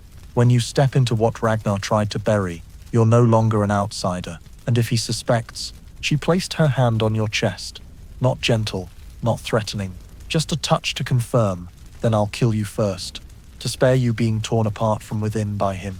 You didn't know whether to fear or thank her. Then, suddenly, Skadi kissed you. Not a kiss of desire, not a prelude to sex, but a mark, a seal, as if she was branding you with something to warn the world. "This one has been touched by someone who knows what's coming." Then, she left, without looking back. You stood there, wind stinging your spine, hands caked in mud, heart racing from not knowing if you'd just been saved or chosen. And you knew tonight, Ragnar's bed wasn't the only place holding memories. Now, even your body had become a place etched with something rising from deeper than violence. You began hearing calls in your sleep. Not the wooden rod's whispers anymore, but howls, raw, fierce, full of moans, echoing from deep within the camp, like a roaring wave, ready to sweep away reason. Then you understood the night of collective mating was approaching. It happened once a year, on the last new moon of the season, when Vikings held a communal fertility ritual to please Freya and Frasier. But everyone knew it was a facade for a collective orgy, a feast of blood, sweat, and semen, meticulously staged under the guise of sacrificial vitality. You'd heard of it, but this year you were named, not because you were chosen, but because you were thrown into the wolf pack to pay for the memory you'd stirred. Ragnar didn't need to admit it, he only needed to nod, and others understood. You belonged to those who needed to be torn apart, to remind everyone not to dig into the past. You were taken to the large tent at the camp's end, where fires blazed red, hides covered the floor, ale flowed in streams, and laughter rang like screams. Women were drunk, men stripped. Anyone who came near was touched, pulled, kissed, pushed onto animal hides like offerings at a feast. You tried to back away, but were shoved forward. When a warrior's hand touched your neck, you understood if you stayed, you'd vanish like dozens who'd entered this place, not dead in body, but dead in consciousness. So you did what you'd never done. You ran. You kicked the warrior's stomach, leapt over spilled ale, slipped through writhing bodies, and bolted into the darkness outside, barefoot, heart pounding like a war drum. You ran through dry fields, past animal pens, past the stream used for dumping bodies. Each step slashed your lungs. Each breath was a wordless prayer, and you thought, better to die in the forest than survive with Ragnar's gaze in that chaotic night. You hid in a cave by the mountainside, tore your tunic into strips to bind wounds on your feet. You knew nothing but your heartbeat. Then, you passed out. When you woke, dawn was pale, mist covered the forest. You rejoiced, thought you'd escaped, until you saw Skadi. She stood at the cave's mouth, axe in hand, eyes cold as winter night. Silent, you started to run, but then saw two warriors behind her, and you knew she hadn't come to save you. She'd come to keep you from being torn apart in the forest, like unburied prey. Skadi didn't hit, didn't curse. She only said, "You forgot my warning. Now I have to take you back, but I won't let them kill you too soon." You were bound, carried back, like a sack of grain, cheek pressed to mud, the smell of dry grass and sweat soaking into your skin. The whole camp stopped when you were thrown into the courtyard. No one laughed, no one mocked, just the silence of a place that knew exactly what was coming. Ragnar stepped forward. No need for anger, no need to shout. He just looked at you, eyes like sharpened stone. "You thought you could escape the god's ritual?" he asked, holding a silver cup with clotted semen at the bottom. "Who do you think you are?" You didn't answer. He stepped closer, placed a hand on your shoulder, not squeezing, not pushing, just touching. But you felt, cold, pierce your bones. "You'll be kept," he said, not for reward, but as an example. You were dragged to a small, sealed tent. No firelight, no ale. You were locked in chains. From that night, during every ritual, you were forced to listen. Not look, not touch, not speak. Just listen. To moans, cries, panting, skin slapping skin, like an endless, torturous melody. You began to understand. Ragnar didn't need to touch you to destroy you. He only needed to make you listen, to make you remember. So when someone asked, "What's the collective mating night?" you wouldn't need to describe. Just stay silent and let the nightmare speak through your eyes. And in the first night of captivity, you heard the whisper from the wooden rod in your memory again. You stepped into memory. Now you'll never leave.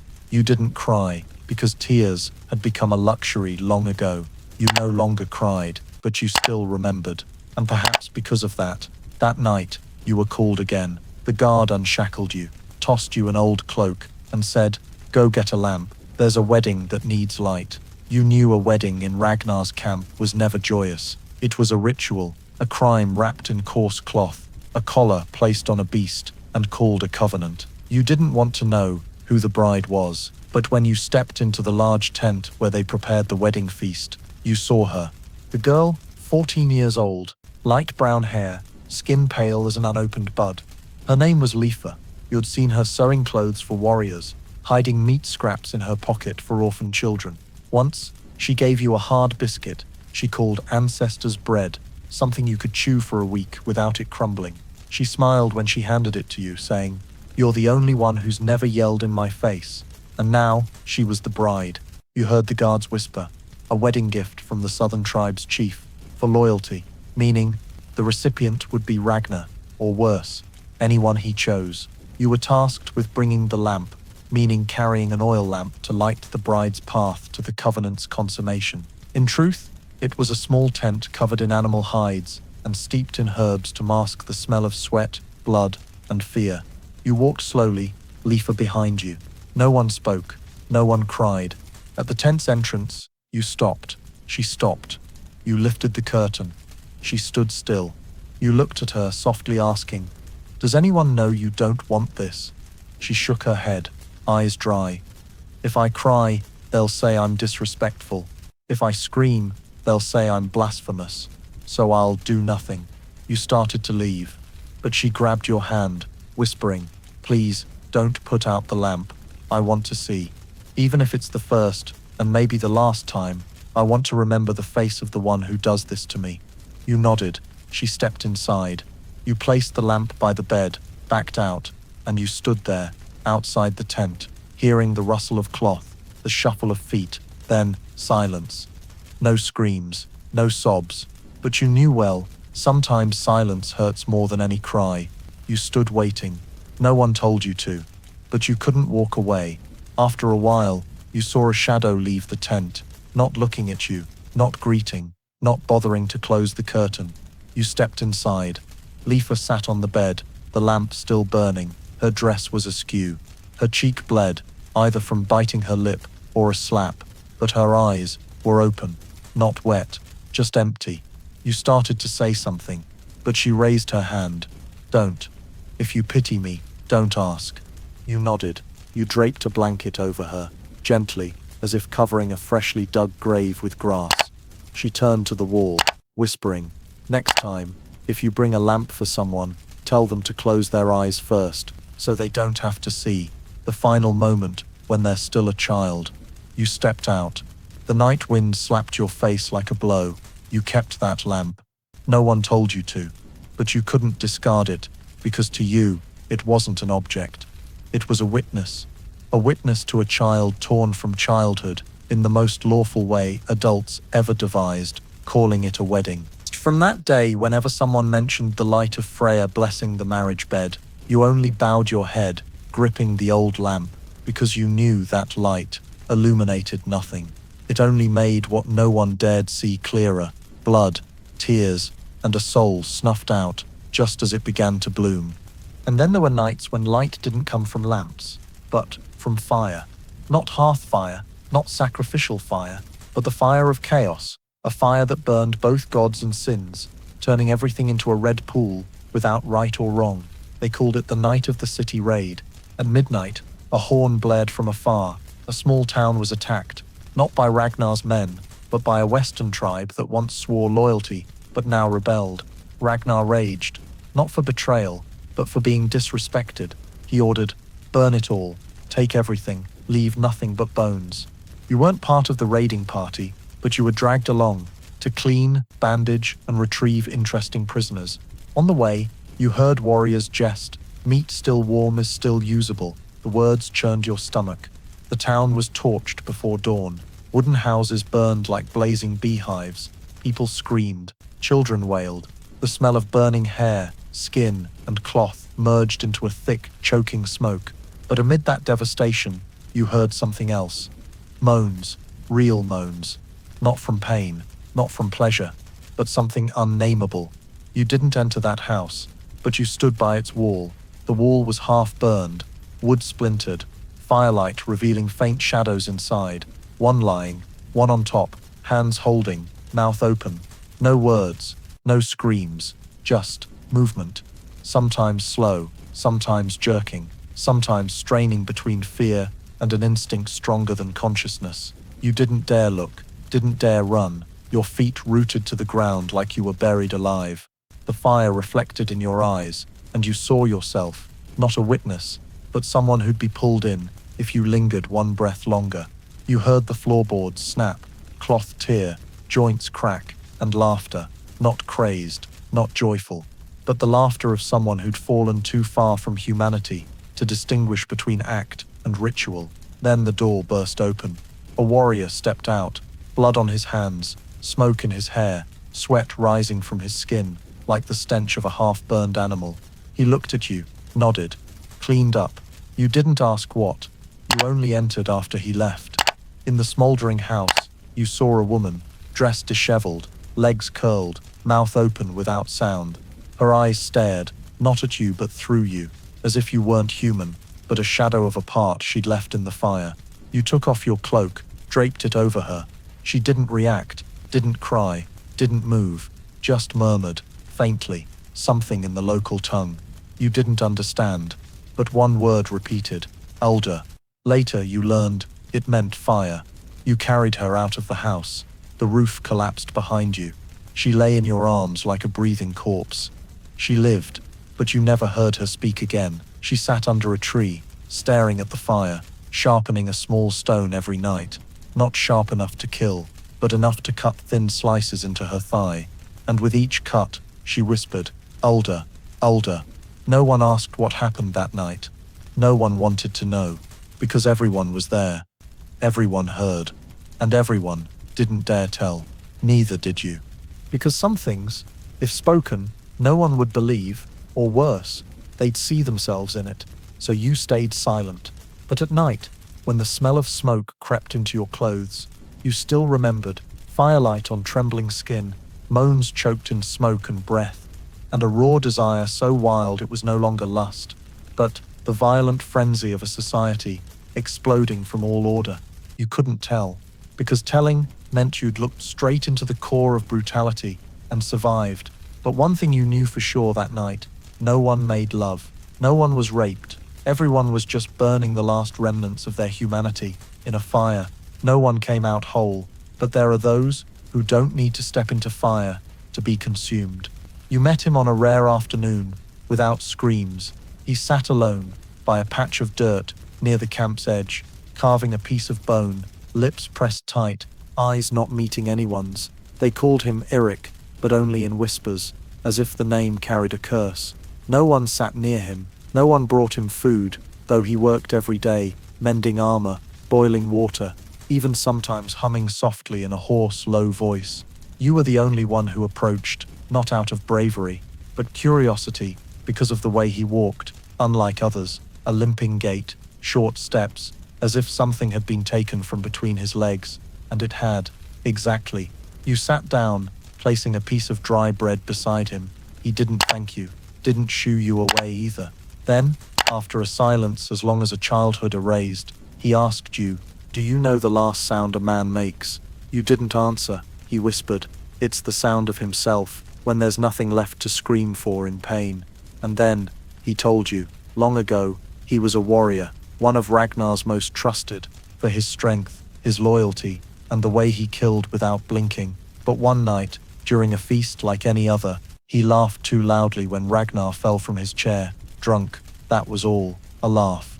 The next morning, he was tied to a post in the courtyard. No one was allowed to speak, no one was allowed to look, only Ragnar, knife in hand, eyes full of the scent of blood. "You like being a man?" he asked. "Then, try being a man, without a cock." And then, he cut it himself, not a scream, because Eric had bitten through his own tongue to avoid moaning under his hand. You listened, barely breathing. Eric stared straight at you. "You see me sitting here, surviving, eating, mending armor. But every night, I dream of being pulled down, not to hell, but to a field where everyone laughs, loves, and can make love." You asked, "Then why do you stay?" He laughed, the laugh of someone torn from their own manhood.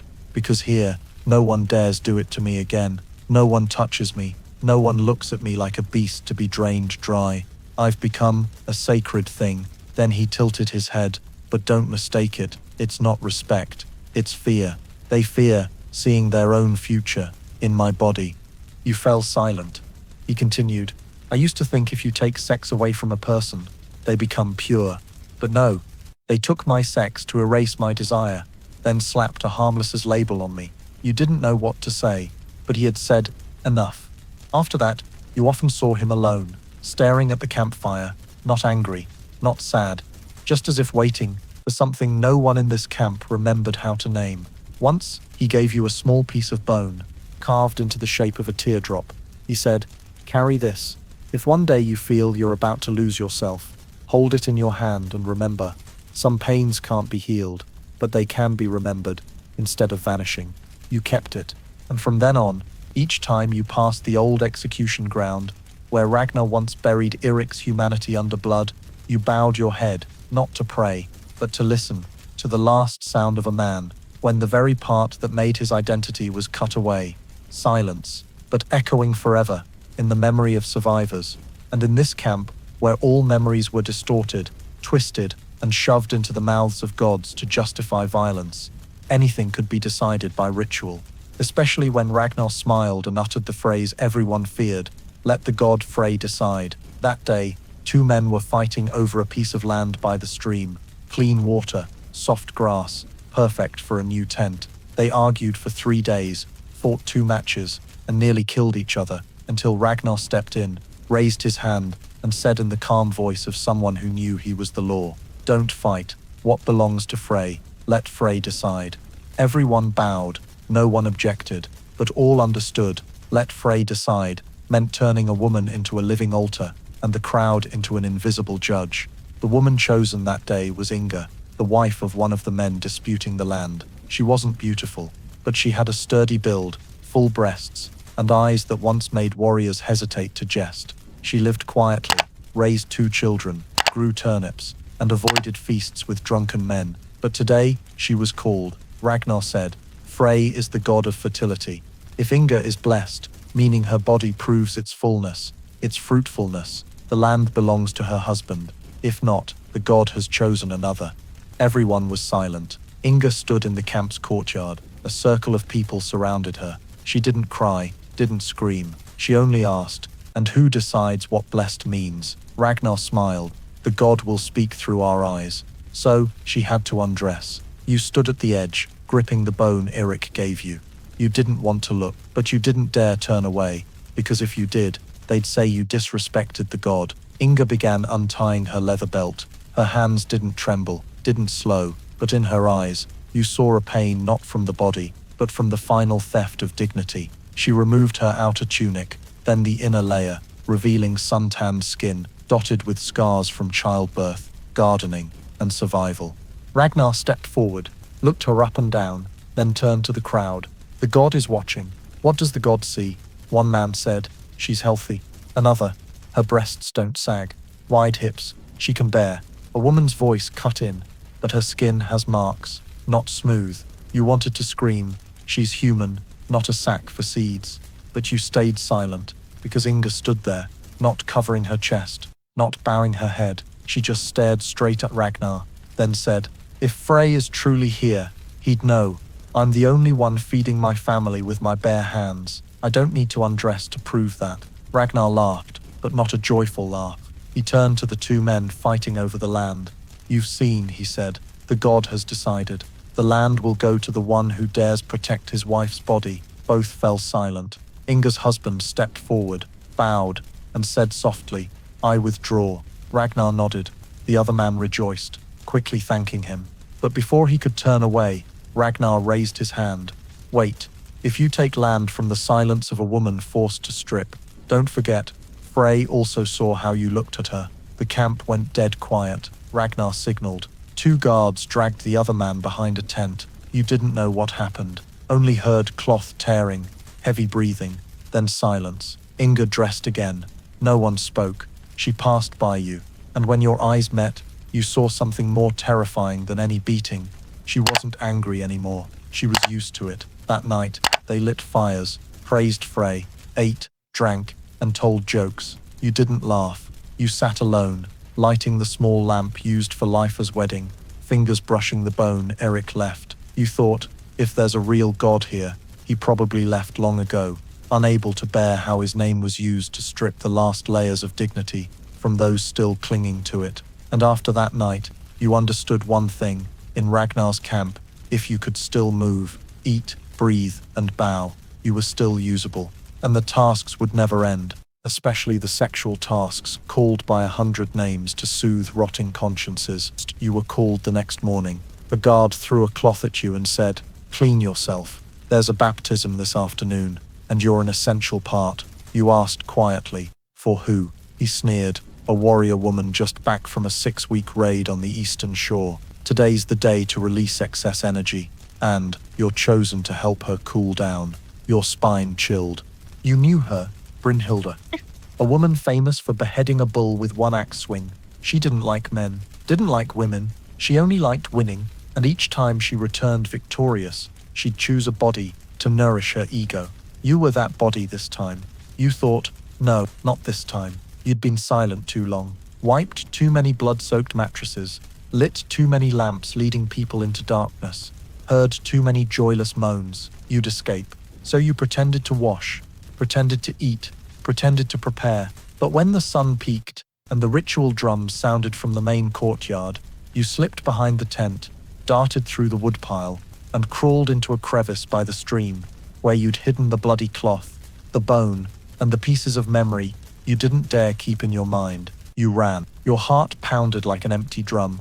You thought, if you could escape this forest, reach the outcrop where Holdis once cast spells, you could vanish, just once, survive once. But you forgot one thing. Brynhilda never gave up what she chose. As you reached the steep forest slope, you heard the whistle of an axe blade, striking the ground by your foot. You jolted, turned.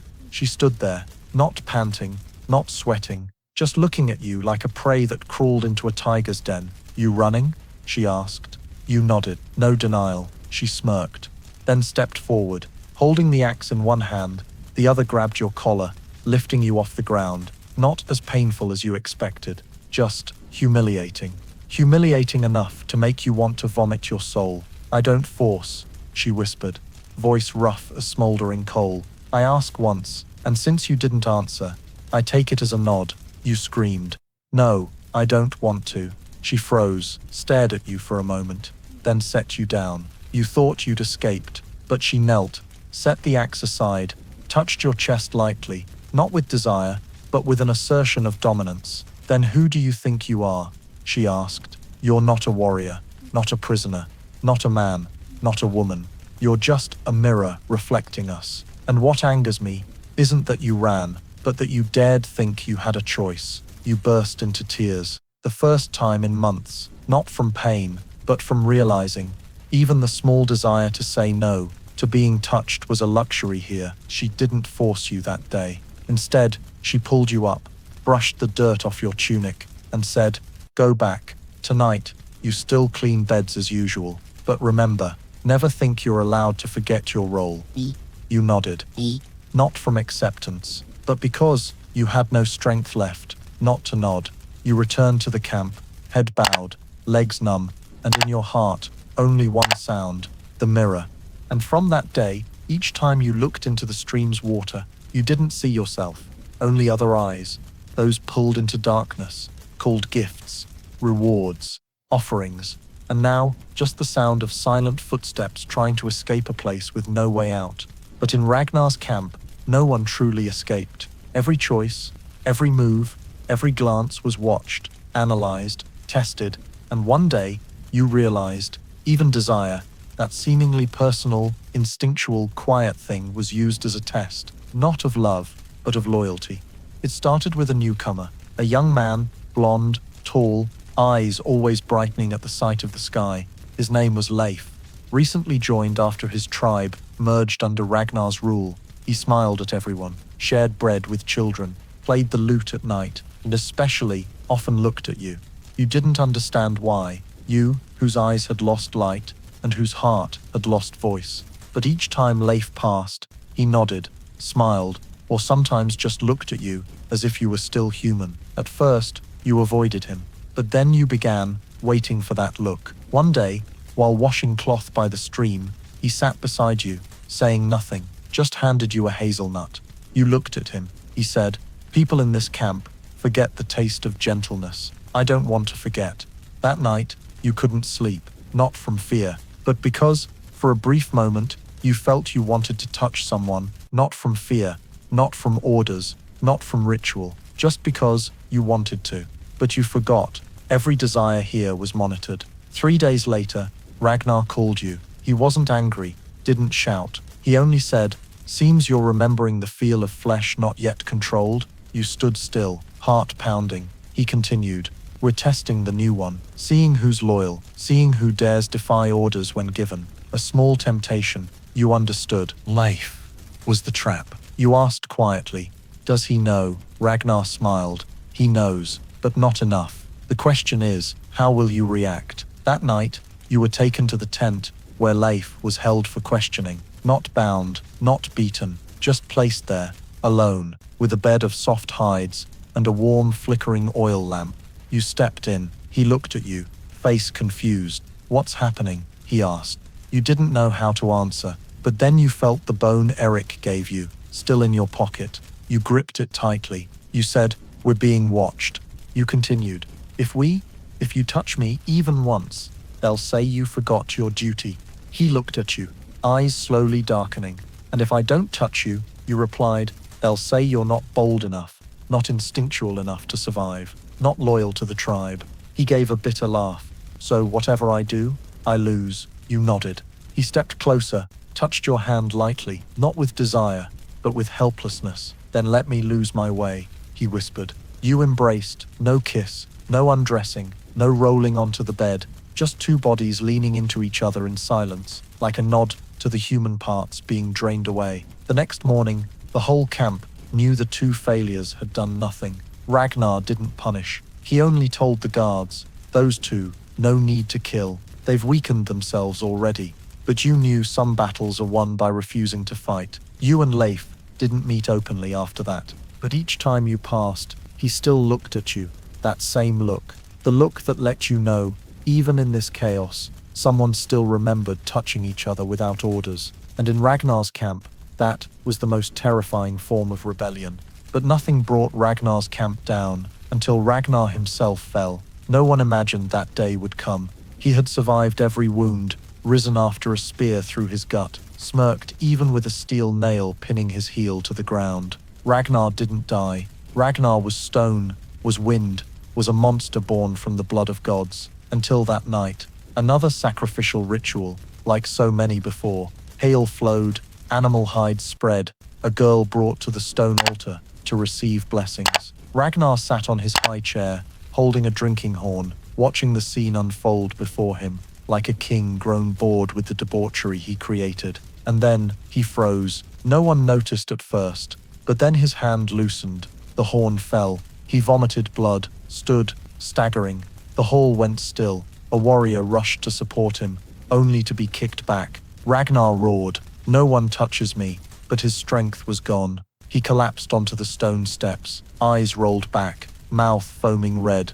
They tried pouring water, calling the seer, shouting Odin's name as if it could drag a broken man back, but it was futile. Ragnar Lothbrok, the man who couldn't die, was dead. A silence stretched, like a cold wail piercing every heart in the camp. And then, chaos began. No one led, no one controlled. Guards fought over the weapon stores. Smaller clans revived old grudges. Those who endured now raised their heads. Those once lowly now held knives. But the most horrific thing wasn't the bloodshed.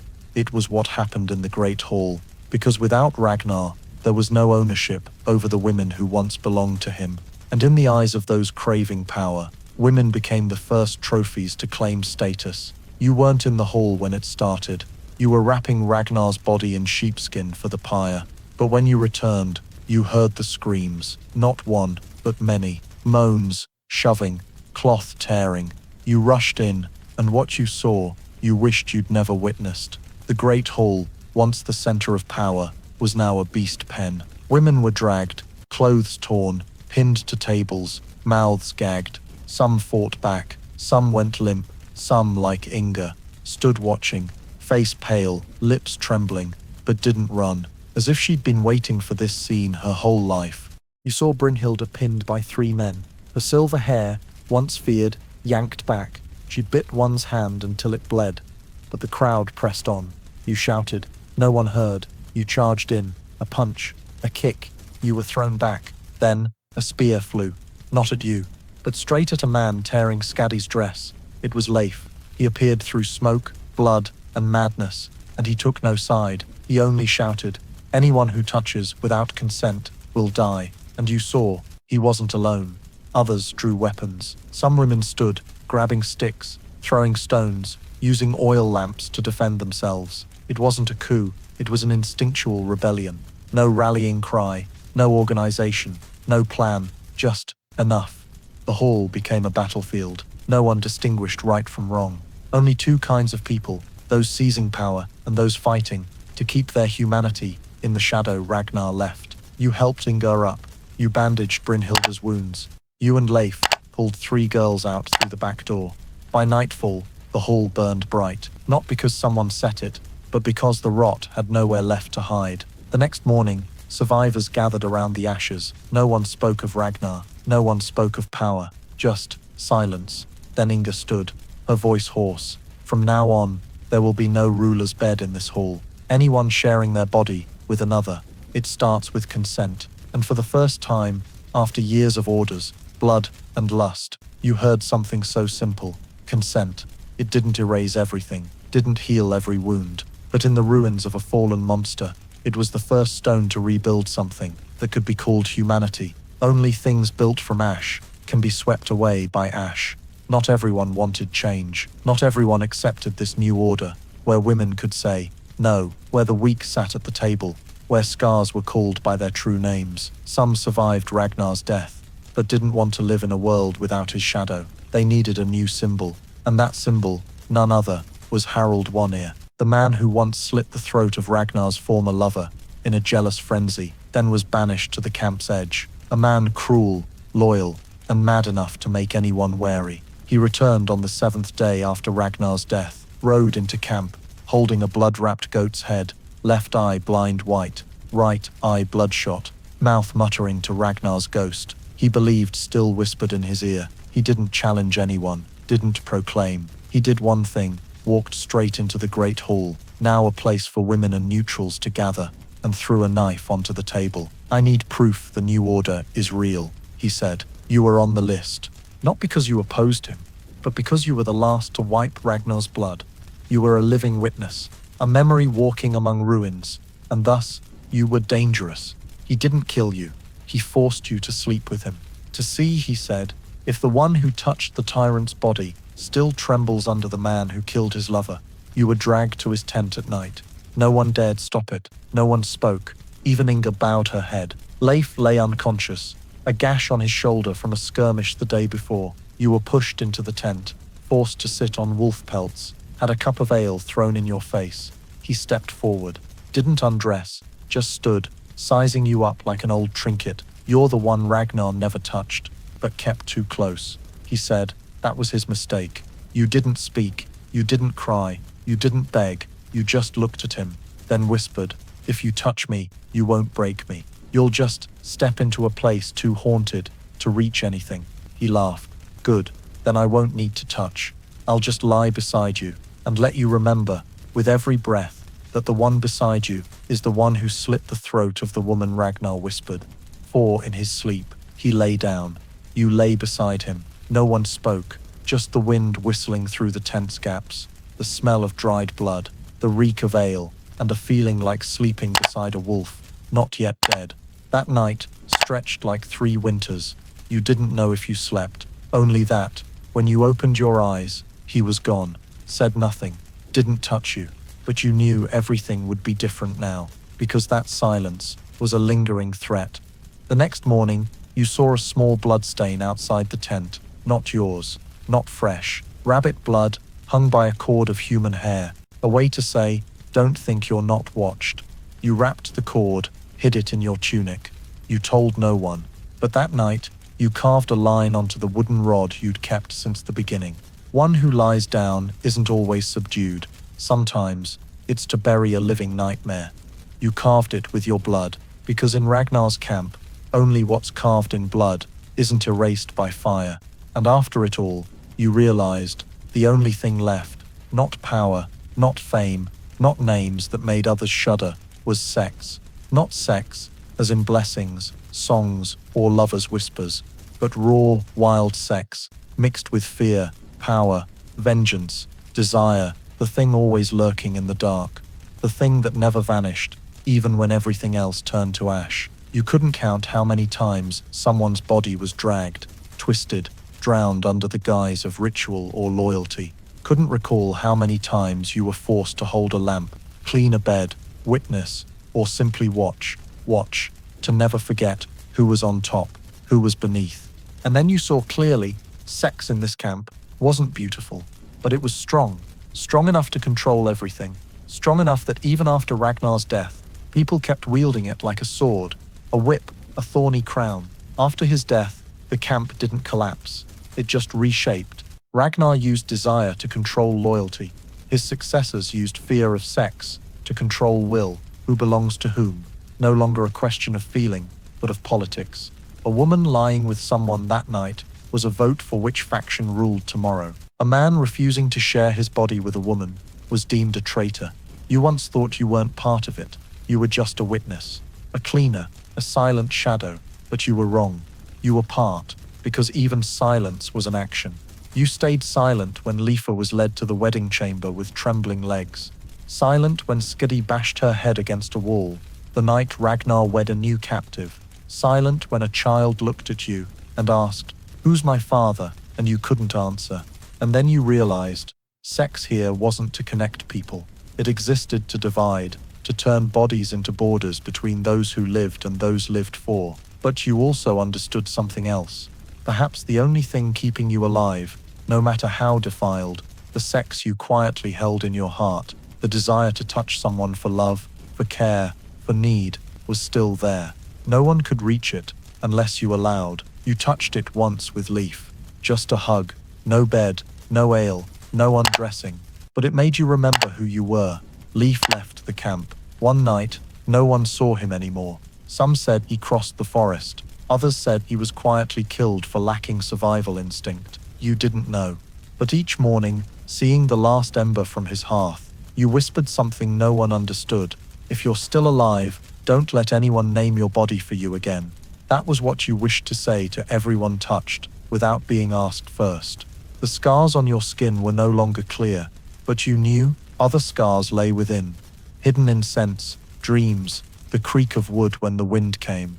And there, sex didn't vanish, it lived, but this time, not to control you, but to remind you. You were the last one who remembered the difference between touching for want and touching for duty. You didn't leave the camp because you understood, if someone didn't stay to tell, everything would repeat. You kept cleaning beds, but you began writing on wooden posts, with charcoal, with blood, with urine, if nothing else remained. You wrote their names, those called offerings, gifts, sacrifices, things left behind. You wrote their stories, not to bring them back, but so they'd never be called by the wrong name again. And in the darkness, among damp tents, amid the smell of animal hides and old urine, sex still existed, not beautiful, not clean, not fragrant, but strong enough to create or destroy an entire camp. You didn't know what tomorrow held, but tonight, as you lay down, no one touching you, no one calling your name like claiming an object, you thought quietly, if I still dream, I'll dream of a place where sex doesn't begin with fear. And you knew that place wasn't real. But the most terrifying thing wasn't that it didn't exist. It was that some in this camp once believed they didn't deserve it. Now you knew, as long as one person remembered, the darkness would never take everything. You were that person, and you would never forget. The story of sex in the darkness in Ragnar's camp isn't just a violent slice of an imagined past. It's a profound metaphor for how modern society, even in America, still grapples with issues like bodily autonomy, consent, and the way sex is distorted by power. In Ragnar's camp, sex was a tool of control, from sacrificial rituals, the leader's bed, to loyalty tests, like when Leif was used as bait, or when you were forced to lie beside a killer to prove submission. Those details mirror modern societal pressures on the human body, from women forced to meet beauty standards, to workplace sexual harassment, covered up by power, and silence. In America, the Me Too movement is an example, survivors bravely stepping out of silence, like you in the story, not just to speak for themselves, but to confront a system that once used non-consensual sex as a tool of domination. The story reminds us that prolonged silence out of fear isn't a safe choice. It's the deepest trap. And the lesson for today is respect consent, call things by their true names, and believe that touching each other with love, not power, is the only thing that pulls people out of darkness. Just as you carved the victims' names onto wooden posts, we must carve the truth into history, so no one is forgotten, and no one is called by the wrong name again. If you believe stories of silence, pain, and the desire to be named rightly deserve to be retold, please hit subscribe to join me in keeping them alive. Thank you for listening to the end, and I'll see you in the next story, where another darkness may await exposure.